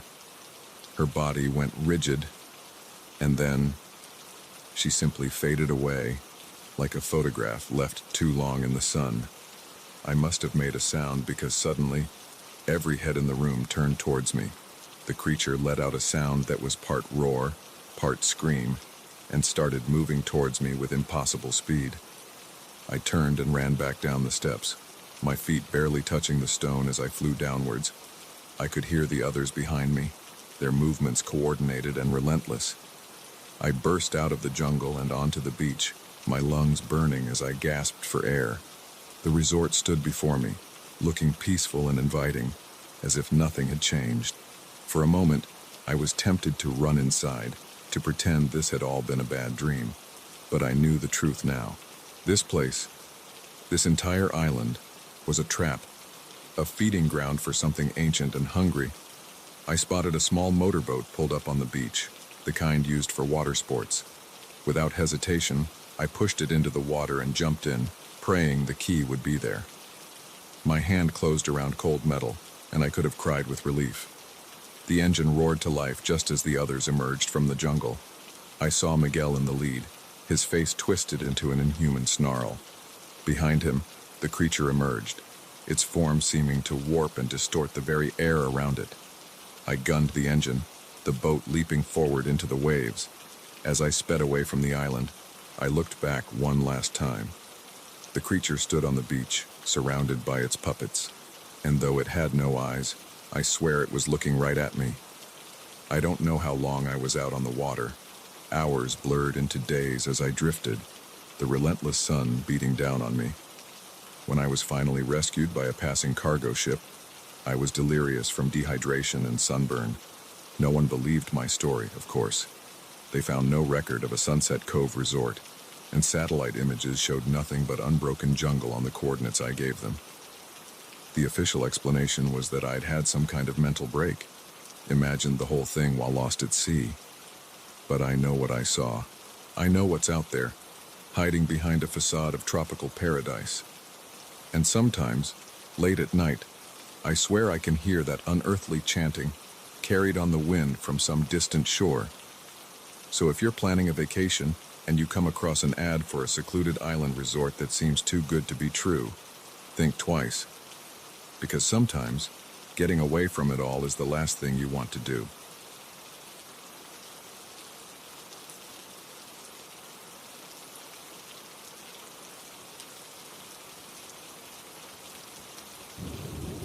The old bus creaked and groaned as it lumbered down the dark highway, its headlights cutting through the thick fog like dull knives. I was the only passenger, and as I peered out the grimy window, a chill ran down my spine. Something about this night felt wrong, as if the very air was charged with an unseen menace. Little did I know, my journey was about to take a terrifying turn into the heart of a nightmare. My name's Lisa, and I was on my way to visit my grandmother in a small town nestled in the Appalachian Mountains. It was a last-minute trip. Gran had fallen ill, and the doctors weren't optimistic. I'd caught the last bus out of the city, determined to see her one last time. The bus was old and run down, the kind of vehicle that had seen better days decades ago. The driver, a grizzled man who looked as ancient as the bus itself, hadn't said a word since I'd boarded. The silence was oppressive, broken only by the rumble of the engine and the occasional squeak of worn suspension. As we wound our way through the mountains, the fog grew thicker. I could barely see the road ahead, and I wondered how the driver was managing to navigate these treacherous curves. I glanced at my watch, 11:45 p.m. We should have reached the town by now. I was about to ask the driver if we were on the right route when I saw it. A figure, standing at the side of the road, arm outstretched in the universal gesture of a hitchhiker. Despite the poor visibility, I could make out that it was a woman, her long hair whipping in the wind. To my surprise, the bus began to slow down. "Wait," I called out to the driver. "Are we stopping? Is that safe?" The driver didn't respond. He pulled the bus over to the side of the road, the brakes squealing in protest. The doors hissed open, and the woman climbed aboard. As she passed by me, I caught a whiff of something unpleasant, a musty, earthy smell like wet leaves and decay. She took a seat a few rows behind me, and I heard her mumbling something under her breath. An uneasy silence fell over the bus as we started moving again. I tried to catch a glimpse of the new passenger in the reflection of my window, but all I could see was a dark shape. Minutes ticked by, and the unease in my stomach grew. Something wasn't right. I couldn't put my finger on it, but every instinct was screaming at me to get off this bus. I stood up, intending to speak to the driver, when suddenly the bus lurched violently. I was thrown off my feet, crashing into the seat across the aisle. The driver was wrestling with the steering wheel, and through the windshield, I could see we were no longer on the road. We were plunging down a steep embankment, trees whipping past us at alarming speed. With a sickening crunch, the bus came to a stop. My head was spinning, and I tasted blood in my mouth. As I struggled to my feet, I realized the driver was no longer in his seat. The windshield was shattered, and I could see a dark shape crumpled on the ground outside. "Hello?" I called out, my voice shaking. "Is everyone okay?" No response. I turned to check on the woman who had just boarded, but her seat was empty. A chill ran down my spine as I realized I was alone in the wrecked bus. I fumbled for my phone, but there was no signal. Of course, I was in the middle of nowhere, in the dead of night, with no way to call for help. With no other choice, I made my way to the front of the bus and climbed out through the broken windshield. The fog was so thick I could barely see a few feet in front of me. The driver's body was nowhere to be seen. "Hello?" I called out again, louder this time. "Is anyone there?" My voice echoed through the trees, and then I heard it, a response, faint but unmistakable. It sounded like someone calling for help. Against my better judgment, I started moving towards the sound. The forest was dense, the underbrush snagging at my clothes as I pushed through. The voice grew louder, but no matter how far I walked, I couldn't seem to reach its source. Suddenly, I broke through into a clearing. In the center stood an old, dilapidated house. It looked like it had been abandoned for years, its windows dark and empty, the porch sagging under the weight of neglect. The voice was coming from inside. Every fiber of my being told me to turn back, to run as far and as fast as I could. But what if it was the driver or the woman? I couldn't just leave them. With trembling hands, I pushed open the front door. It creaked ominously, the sound echoing through the empty house. "Hello?" I called out, my voice barely above a whisper. The responding cry came from upstairs. I climbed the rotting steps, wincing at every groan and creak. The upper floor was a maze of corridors and closed doors. I tried each one, finding nothing but empty, dust-covered rooms. As I reached the last door, I hesitated. The voice had stopped. An unnatural silence had fallen over the house, broken only by the pounding of my heart. I pushed open the door. The room was empty, save for a single chair in the center, and on that chair sat an old radio, crackling with static. As I watched in horror, a voice emerged from the radio, my voice, calling for help. I backed away, my mind reeling. This couldn't be happening. It had to be some kind of nightmare. I turned to run, only to find my path blocked. The woman from the bus stood in the doorway, but she was no longer human. Her face was a grotesque mask of rotting flesh, her eyes glowing with an otherworldly light. "Welcome home, Lisa," she said, her voice a raspy whisper that seemed to come from everywhere at once. I screamed, the sound tearing from my throat as I bolted past her. I flew down the stairs, not caring about the creaks and groans of the old wood. I could hear her behind me, her movements unnaturally fast. I burst out of the house and into the foggy night. But the forest had changed. The trees seemed to move, their branches reaching out like grasping hands.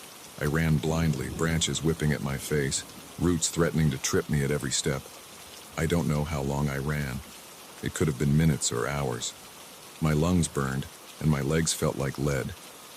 But the terror kept me going. The knowledge that something inhuman was pursuing me through this impossible forest. Just when I thought I couldn't go on any longer, I saw lights ahead. A road, civilization. Hope surged through me, giving me a final burst of speed. I broke through the tree line and onto the asphalt, waving my arms frantically at an approaching car. It screeched to a halt, and a bewildered couple peered out at me. "Please," I gasped. "You have to help me. There's something in the woods. It's chasing me." The couple exchanged worried glances. The man stepped out of the car, approaching me cautiously. "Miss, are you all right? What are you doing out here in the middle of the night?" I turned to point at the forest, to explain about the bus crash and the house, but the words died in my throat. There was no forest, just an empty field stretching out into the darkness.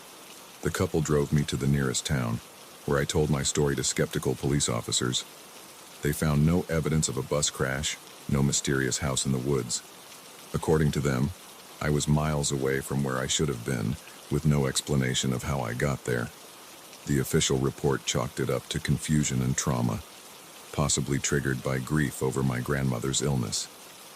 They suggested I had wandered away from the bus during a rest stop, gotten lost, and imagined the whole ordeal. But I know what I experienced was real. Sometimes, late at night, I still hear that radio, playing my own voice back to me in an endless loop. And in my dreams, I'm still running through that shifting, impossible forest, pursued by something that should not exist. I never made it to my grandmother's. By the time I got there, she had already passed away. But sometimes I wonder, was it really her illness that prompted that urgent late-night trip? Or was it something else? Something that knew exactly how to lure me into its trap? I don't take buses anymore. I don't travel at night if I can help it. And if I ever see a hitchhiker on a foggy road, I keep driving. Because I know now that some rides lead to places you can never return from, and some passengers are better left where you find them.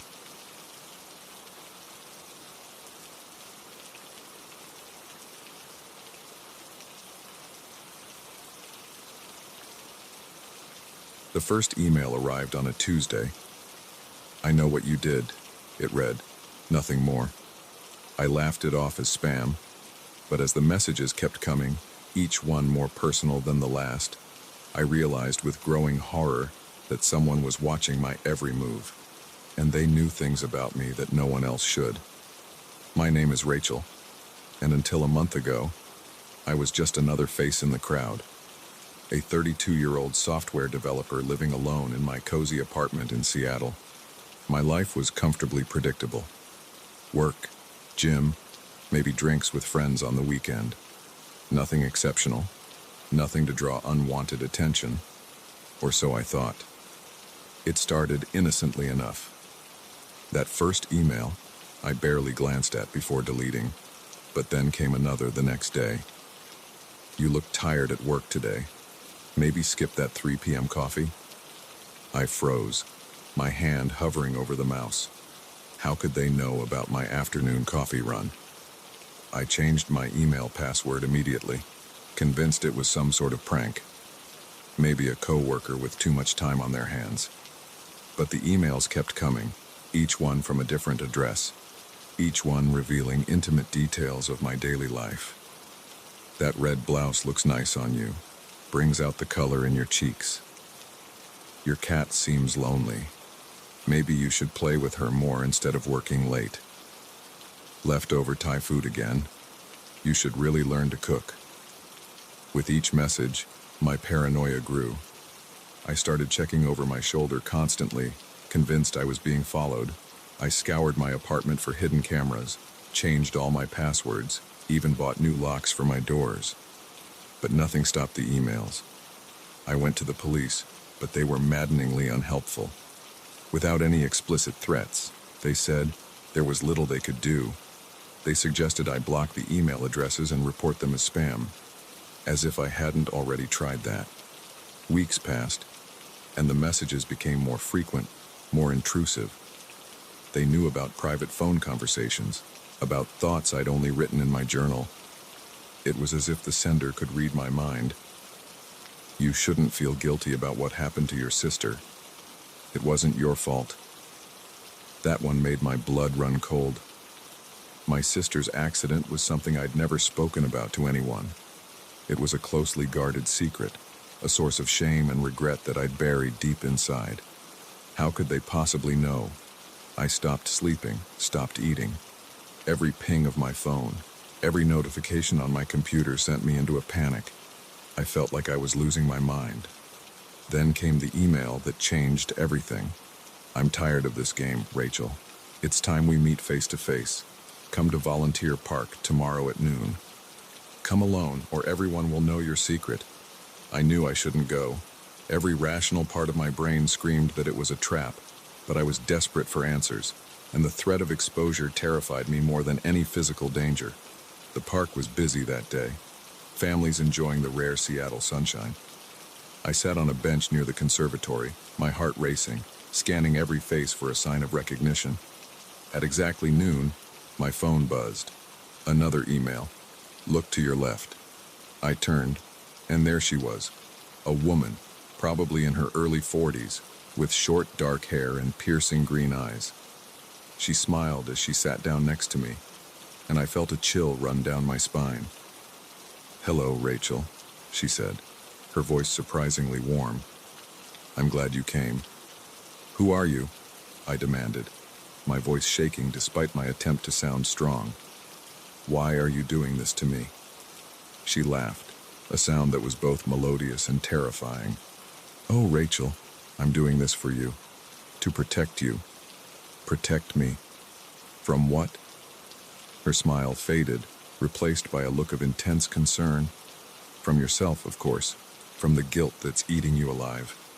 I know how much you've suffered since Sarah's accident." I felt the blood drain from my face. "How do you know about Sarah?" "I know everything about you, Rachel. I've been watching you for a very long time. Since before the accident, in fact."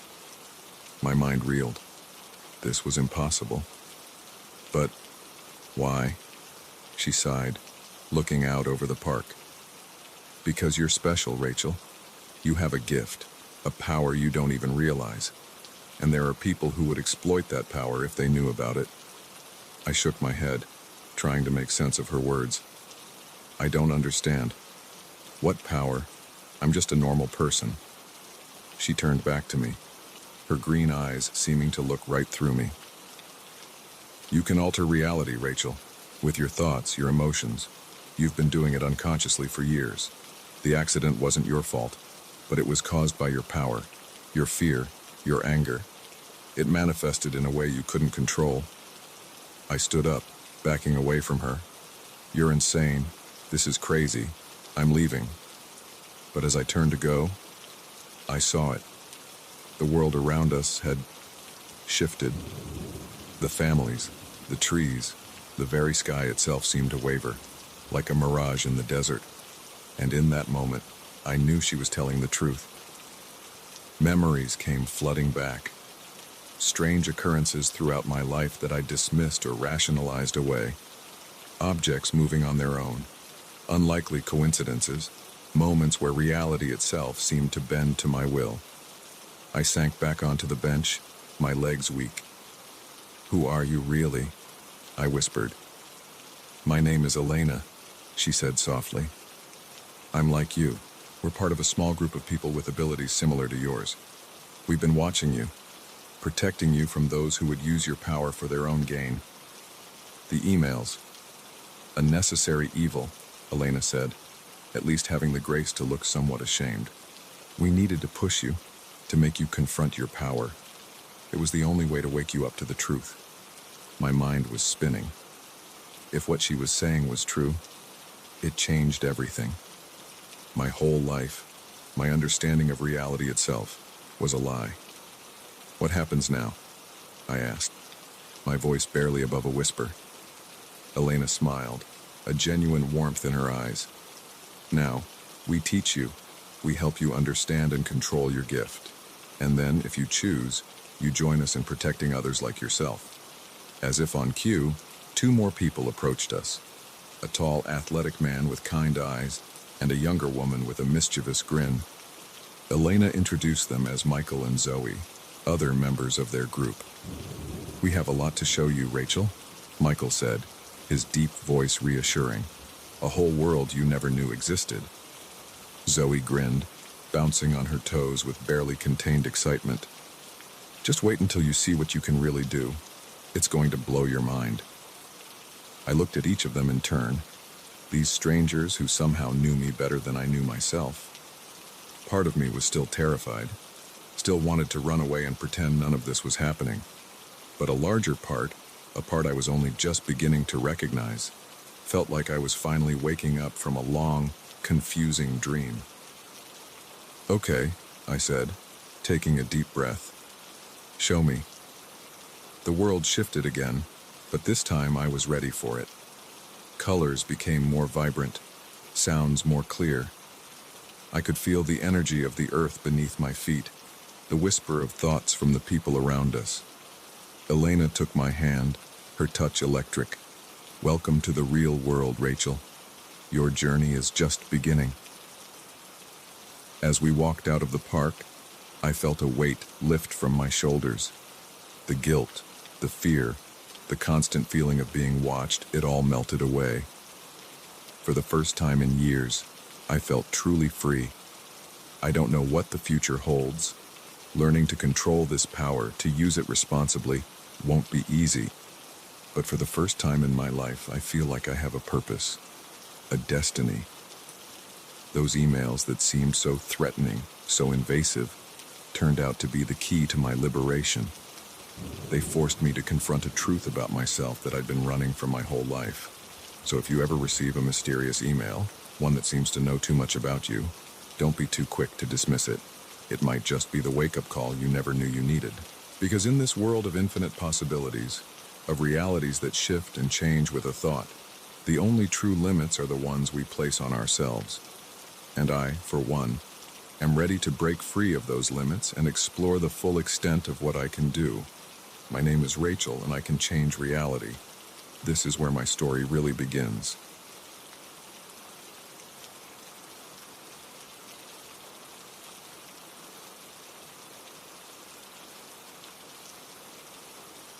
The champagne flute slipped from my fingers, shattering on the polished deck with a sound that seemed to echo across the vast ocean.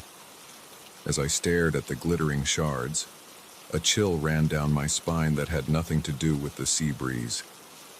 In that moment, I knew something was terribly wrong on this ship.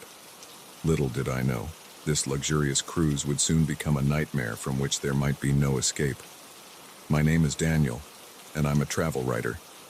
This was supposed to be just another assignment, a week-long Caribbean cruise on the newest, most opulent ship in the fleet. The Diamond Duchess was a floating palace, with amenities that put most five-star resorts to shame.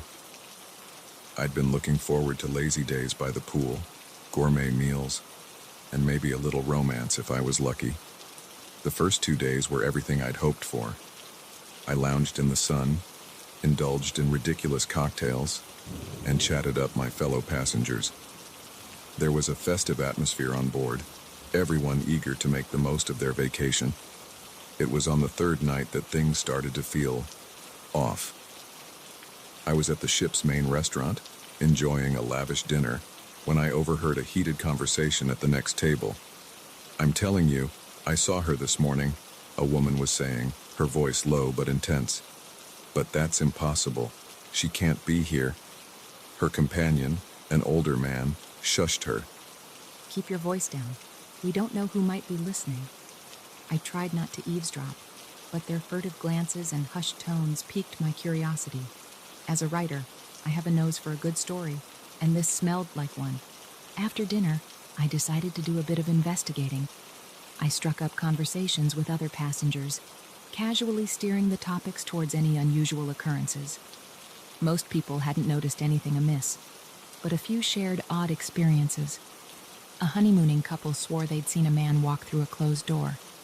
An elderly woman complained that her jewelry had vanished from her locked safe, only to reappear in her suitcase. I chalked it up to the power of suggestion and too many tropical drinks. But then, on the fourth day, it happened. I was lounging by the pool when I spotted her, a striking woman with long dark hair and a red swimsuit. She looked familiar, and after a moment, I realized why. She was the spitting image of a passenger I'd chatted with on the first day, a vivacious blonde named Cynthia. As I watched, puzzled, the dark-haired woman turned and locked eyes with me. The intensity of her gaze sent a shiver through me. And then, in the blink of an eye, she was gone. Not just walking away, but literally vanished into thin air. I sat up, rubbing my eyes. It had to be a trick of the light, a hallucination brought on by too much sun. But deep down, I knew what I'd seen was real. That night, I couldn't sleep. I tossed and turned, my mind racing with possibilities, each more outlandish than the last. Around 2 a.m., I decided to take a walk, hoping the night air might clear my head. The ship was eerily quiet as I wandered the decks. The only sounds were the hum of the engines and the gentle lapping of waves against the hull. As I turned a corner, I quite literally ran into another passenger, a man I recognized from my dinner table the first night. "Oh, I'm sorry," I started to say, but the words died in my throat. The man's face was contorted in terror, his eyes wide and unfocused. "They're taking us," he whispered, gripping my arms with surprising strength. "One by one, we're all going to disappear." Before I could respond, he shoved past me and ran down the corridor, disappearing into the darkness. Shaken, I decided to head back to my cabin. But as I turned to go, I heard a scream, distant but unmistakable. It was coming from the direction the man had run. Every instinct told me to run, to lock myself in my cabin and pretend this wasn't happening. But my curiosity, that same drive that made me a writer, propelled me forward. I followed the sound, my heart pounding in my chest. The scream had stopped, but now I could hear something else. A low, pulsing hum that seemed to be coming from everywhere and nowhere at once. I found myself in a part of the ship I didn't recognize. The sleek, modern decor gave way to bare metal walls and exposed pipes. The air was thick and humid, carrying a strange, metallic scent. And then I saw it. At the end of the corridor was a door unlike any I'd seen on the ship. It was massive, made of some dark material that seemed to absorb the light around it, and it was open. As I approached, the humming grew louder. I peered inside, and my world turned upside down. The room beyond was impossible. It was vast, far larger than the ship could possibly contain, and it was filled with pods, hundreds of them, lining the walls and suspended from the ceiling. Each one was about the size of a person, glowing with a sickly green light. With mounting horror, I realized I could see faces inside the pods. Passengers from the ship, their expressions frozen in terror or confusion. And in the center of the room, more were appearing. I watched, paralyzed, as a woman materialized out of thin air, only to be immediately encased in a pod that seemed to grow around her. I stumbled backward, my mind reeling. This couldn't be real. It had to be a nightmare, some kind of mass hallucination. Fascinating, isn't it? I whirled around to find myself face to face with the captain of the ship. But his uniform was different now, made of the same light-absorbing material as the door, and his eyes were solid black, without iris or pupil. What is this?" I managed to stammer. The thing wearing the captain's face smiled, revealing teeth that were just a little too sharp. "This, Mr. Travel Writer, is a harvest. Your kind makes such excellent specimens, so full of emotions, of experiences. You'll feed us for centuries." I turned to run, but my legs wouldn't move. The humming had grown louder, and I could feel it reverberating in my bones. "Oh, don't worry," the creature said, its voice almost gentle. "You won't remember any of this. When we're done, we'll put you all back, with new memories of a lovely cruise. You'll write a glowing review, I'm sure, and then we'll move on to the next ship, the next batch of unsuspecting humans." I wanted to scream, to fight, to do anything, but my body wouldn't respond. I could only watch in horror as a pod began to form around me, its green glow enveloping my vision. The last thing I heard before the world went dark was the creature's voice. "Sweet dreams, Daniel, and thank you for your contribution." I woke up in my cabin, drenched in sweat. For a moment I was disoriented, the remnants of a nightmare clinging to the edges of my mind. But as I looked around the familiar room, the details of the dream faded away, leaving only a vague sense of unease. I shook it off and got ready for the day. It was the last day of the cruise, and I had a review to write. As I sat down at the desk, my fingers hovering over the keyboard, I hesitated. For some reason, I had the strangest urge to warn people away from this ship, to tell them not to come. But that was ridiculous. It had been a wonderful trip, hadn't it? I began to type. "The Diamond Duchess offers a cruise experience like no other. From the moment you step on board, you'll feel like you've entered another world." As I wrote, a small part of my mind screamed in protest, but that voice grew fainter with each word, until it faded away entirely. By the time I finished the review, I was smiling, already looking forward to my next cruise. After all, what could be more relaxing than a week at sea, far from the cares of the world? Just be sure to book your trip on the Diamond Duchess. I hear they're planning something special for their next voyage, something unforgettable.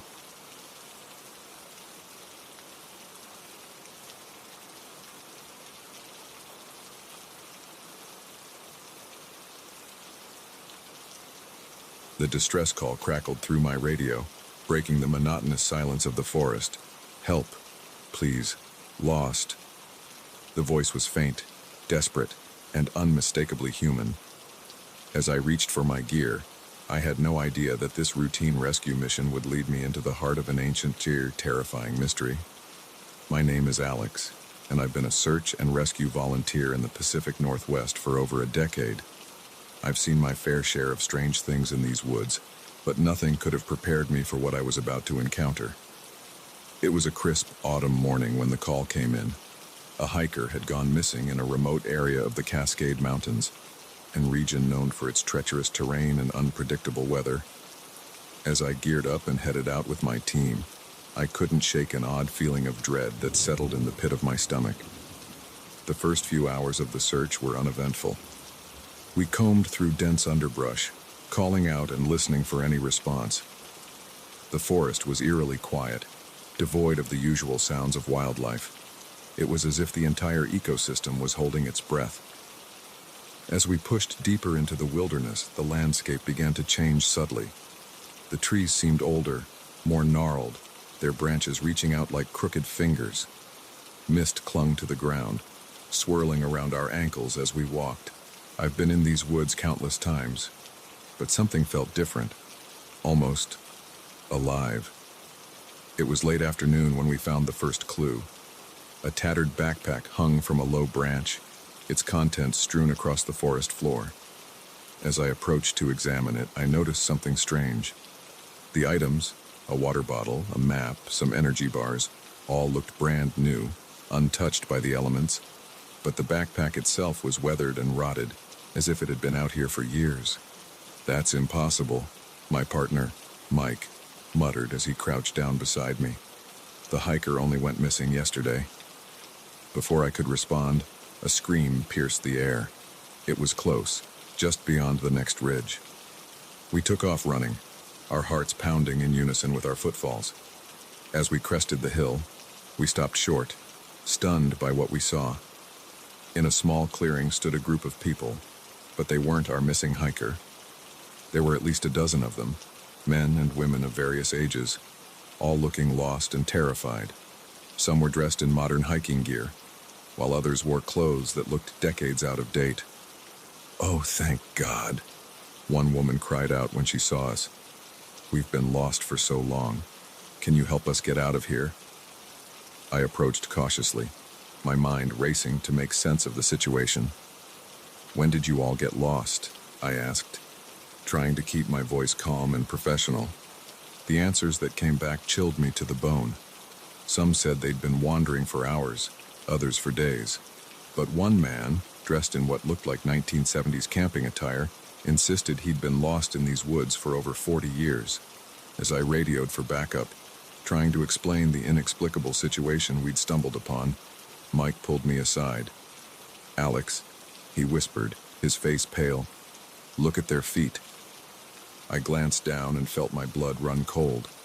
Despite their varied stories of how long they'd been lost, every single person in the clearing was barefoot, and their feet, they were pristine. No cuts, no dirt, no signs of having walked through this rugged terrain at all. Before I could process this new impossibility, a low, rumbling sound filled the air. The ground beneath our feet began to tremble, and the trees around the clearing started to sway, despite there being no wind. "We need to get out of here," I shouted, gesturing for everyone to follow us. But as we turned to leave, we found our path blocked. The forest had shifted. Where there had been an open trail moments before, there was now a wall of ancient, gnarled trees. Panic set in among the group. People started running in all directions, their screams echoing through the suddenly too quiet forest. Mike and I tried to maintain order, but it was like herding cats. In the chaos, I lost sight of my partner. "Mike," I called out, my voice hoarse with fear. "Where are you?" That's when I heard it. A voice, coming from deeper in the forest. It sounded like Mike, but wrong, distorted, as if coming from underwater or very far away. "Alex, help me. I'm lost." It was the same message we'd heard on the radio that morning. With dawning horror, I realized we hadn't been sent here to rescue a lost hiker. We'd been lured into a trap. The forest around me seemed to pulse with malevolent energy. Trees creaked and groaned, their branches reaching out like claws. The mist thickened, obscuring my vision until I could barely see a few feet in front of me. I ran, my heart pounding in my ears. I had no idea which direction would lead me out of this nightmare, but I knew I couldn't stay still. As I crashed through the underbrush, I caught glimpses of the others. Some were running like me, while others stood frozen in terror, their eyes wide and unseeing. Time seemed to lose all meaning. I ran for what felt like hours, the landscape around me shifting and changing in impossible ways. One moment I was in dense forest, the next in a misty bog, then scrambling over rocky terrain that shouldn't exist in this part of the world.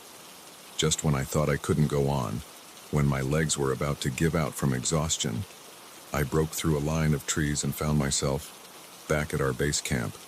I collapsed to my knees, gasping for breath, my mind struggling to comprehend what had happened. The rest of our search and rescue team was there, looking at me with a mixture of concern and confusion. According to them, Mike and I had only been gone for an hour. They'd been about to send out another team to look for us. "Where's Mike?" someone asked. "And did you find the lost hiker?" I opened my mouth to explain, but no words came out. How could I possibly describe what I'd seen? Who would believe me? In the days that followed, as search parties combed the area where Mike and I had gone, finding no trace of him or the group in the clearing, I struggled to come to terms with what had happened. The official report labeled it a tragic accident, assuming Mike had fallen into a ravine or succumbed to the elements. But I knew the truth. Something ancient and malevolent lurked in those woods, something that defied our understanding of reality. It had taken Mike just as it had taken countless others over the years, and it had nearly taken me. I left the search and rescue team after that, unable to set foot in the forest without being overwhelmed by panic. But the nightmares persisted. In my dreams, I hear them, Mike, the lost hikers, and countless others, calling out for help, forever wandering in a forest that never ends. Sometimes, on quiet nights, I think I can hear their voices on the wind, calling out to me, inviting me back, and a small, terrified part of me wants to answer, to return to those woods and solve the mystery once and for all. But I resist, because I know now that some mysteries are better left unsolved. Some places are not meant for humans to tread, and in the deepest, darkest parts of the wilderness, there are things that hunger for the lost and unprepared.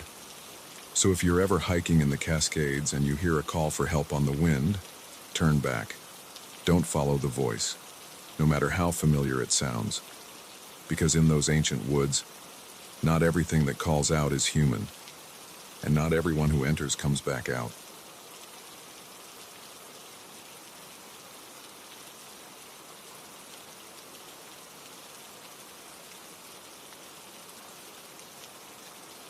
The attic door creaked open, revealing a musty darkness that seemed to swallow the beam of my flashlight.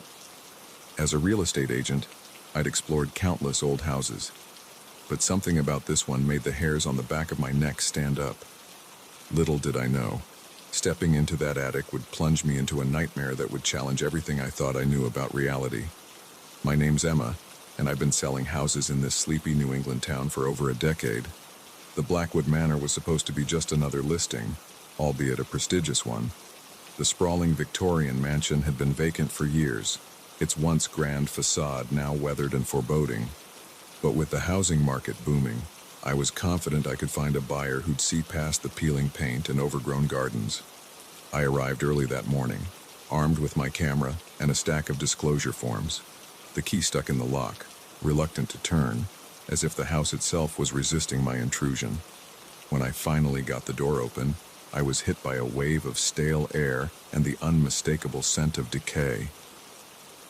Nothing a good cleaning crew can't fix, I muttered to myself, trying to shake off the unease that settled over me like a shroud. The interior was a time capsule, frozen somewhere in the mid-20th century. Dust-covered furniture, yellowed lace curtains, and faded photographs adorned the rooms. As I made my way through the house, taking photos and notes, I couldn't shake the feeling that I was being watched. It was in the study that I first noticed something truly odd. A large portrait hung over the fireplace, depicting a stern-looking man in Victorian-era clothing. What caught my eye was a small detail in the background, a clock on the mantel, its hands pointing to 3:47. As I raised my camera to take a photo, I glanced at my watch. It was 3:46 p.m. The second hand on my watch ticked forward, and at that exact moment, I heard the distinct chime of a clock from somewhere in the house. A chill ran down my spine as I realized the sound had come from upstairs. Curiosity overrode my apprehension, and I found myself climbing the grand staircase, following the echo of that phantom chime. The upper floor was a maze of corridors and closed doors. As I walked, I could have sworn I heard whispers, snippets of conversation just on the edge of hearing. At the end of the hallway, I found a narrow staircase leading up to the attic. The door at the top was slightly ajar, and as I approached, I heard what sounded like a child's laughter drifting down from above. That's when I opened the door, my flashlight beam barely penetrating the gloom. The attic was cavernous, filled with shapes draped in white sheets like forgotten ghosts. Dust motes danced in the air, sparkling in the thin shafts of light that managed to penetrate the grime-covered windows. As I stepped inside, the door slammed shut behind me with a resounding bang. I whirled around, my heart pounding, but the handle wouldn't budge. Trapped, I turned back to face the attic, and that's when I saw her. A little girl, no more than 8 or 9, stood among the shrouded furniture. She wore an old-fashioned dress, her long hair tied back with a ribbon. But it was her eyes that froze me in place. They were completely black, like empty voids in her pale face. "You shouldn't be here," she said, her voice echoing strangely in the cramped space. "This is our home. You need to leave." I tried to speak, to ask who she was or what she meant, but no words would come. The girl tilted her head, studying me with those impossible eyes. "You're different from the others," she mused. "You can see us. That means you have to choose." Before I could question what she meant, the attic transformed around me. The dust and cobwebs vanished, replaced by vibrant wallpaper and polished furniture. Sunlight streamed through now pristine windows, and I could hear the bustle of activity from the floors below. The girl smiled, but there was no warmth in it. "Welcome to our world, Emma. You have until sunset to decide if you want to stay. But be careful. Time moves differently here, and not everything is as it seems." With that cryptic warning, she vanished, leaving me alone in this impossible version of the attic. Shaken, but determined to understand what was happening, I made my way back downstairs. The house I entered was alive with activity. Men in suits and women in elegant dresses milled about, engaged in lively conversation. A gramophone played jazzy tunes, and the air was thick with cigar smoke and perfume. It was like stepping into a scene from the 1920s. As I moved through the crowd, I realized with growing horror that I could see through some of the people, as if they were only partially there. Others seemed solid, but their eyes were just like the little girl's, bottomless and dark. I tried to speak to them, to ask what was going on, but they either ignored me completely or gave me pitying looks before turning away. It was as if I was a ghost in this strange, vibrant world. As I wandered the house, I began to notice subtle wrongness everywhere. Clocks that ran backward, mirrors that showed empty rooms, doors that led to impossible places. In one room, I saw a group of people frozen in mid-conversation, like mannequins in a disturbing tableau. Time seemed to fluctuate wildly. One moment, sunlight would be streaming through the windows. The next, it would be the dead of night, stars wheeling impossibly fast across the sky outside. Throughout it all, I kept catching glimpses of the little girl. She would appear at the end of hallways or reflected in mirrors, always watching me with those unsettling black eyes. As the day, or was it days, wore on, I began to piece together the horrifying truth. The Blackwood Manor existed in some kind of limbo, trapped between worlds. The people I saw were souls caught in this in-between place, reliving moments from the house's long history. Some, like the little girl, seemed aware of their situation. Others were oblivious, endlessly repeating the same actions and conversations. And now, for reasons I couldn't fathom, I had been drawn into this nightmare realm. Just when I thought I couldn't take any more, I found myself back in the study with the portrait. The clock on the mantel now read 5:47, and I knew instinctively that sunset was approaching. I had to make my choice. The little girl appeared beside me, her expression solemn. "Time's almost up, Emma. Will you stay with us, become part of the house's history? Or will you try to leave knowing what you now know?"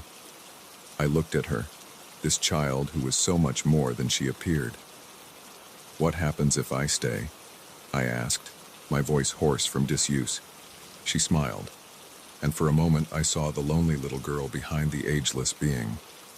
"You'll never be alone again. You'll be part of something eternal, but you'll also never truly live again, frozen in time, just like the rest of us." "And if I leave?" Her smile faded. "You return to your world, but changed. The knowledge of what exists beyond the veil will always be with you. And the house will call to you, always." I closed my eyes, weighing my options. The promise of eternity, of never being alone, was tempting. But the thought of being trapped in this beautiful, terrifying unreality forever was unbearable. "I want to leave," I said finally, opening my eyes to meet her dark gaze. She nodded, unsurprised. "Very well. But remember, Emma, once you've seen beyond the veil, you can never truly unsee it. The door will always be open for you, should you change your mind." With those words, the world around me began to dissolve. The vibrant colors faded, the sounds of the party dimmed, and I felt myself falling. I gasped awake, finding myself sprawled on the dusty attic floor. Sunlight streamed through the grimy windows, and my watch read 5:50 p.m. Only 2 hours had passed in the real world. On shaky legs, I made my way out of the house, not stopping until I was in my car, the engine running and the Blackwood Manor receding in my rearview mirror. I knew I should call my office, explain why I hadn't returned with the listing photos and paperwork. But how could I possibly explain what had happened? In the days and weeks that followed, I tried to convince myself it had all been a vivid hallucination, perhaps brought on by some toxic mold in that old house. But deep down, I knew the truth. Sometimes, late at night, I swear I can hear distant music and laughter on the wind.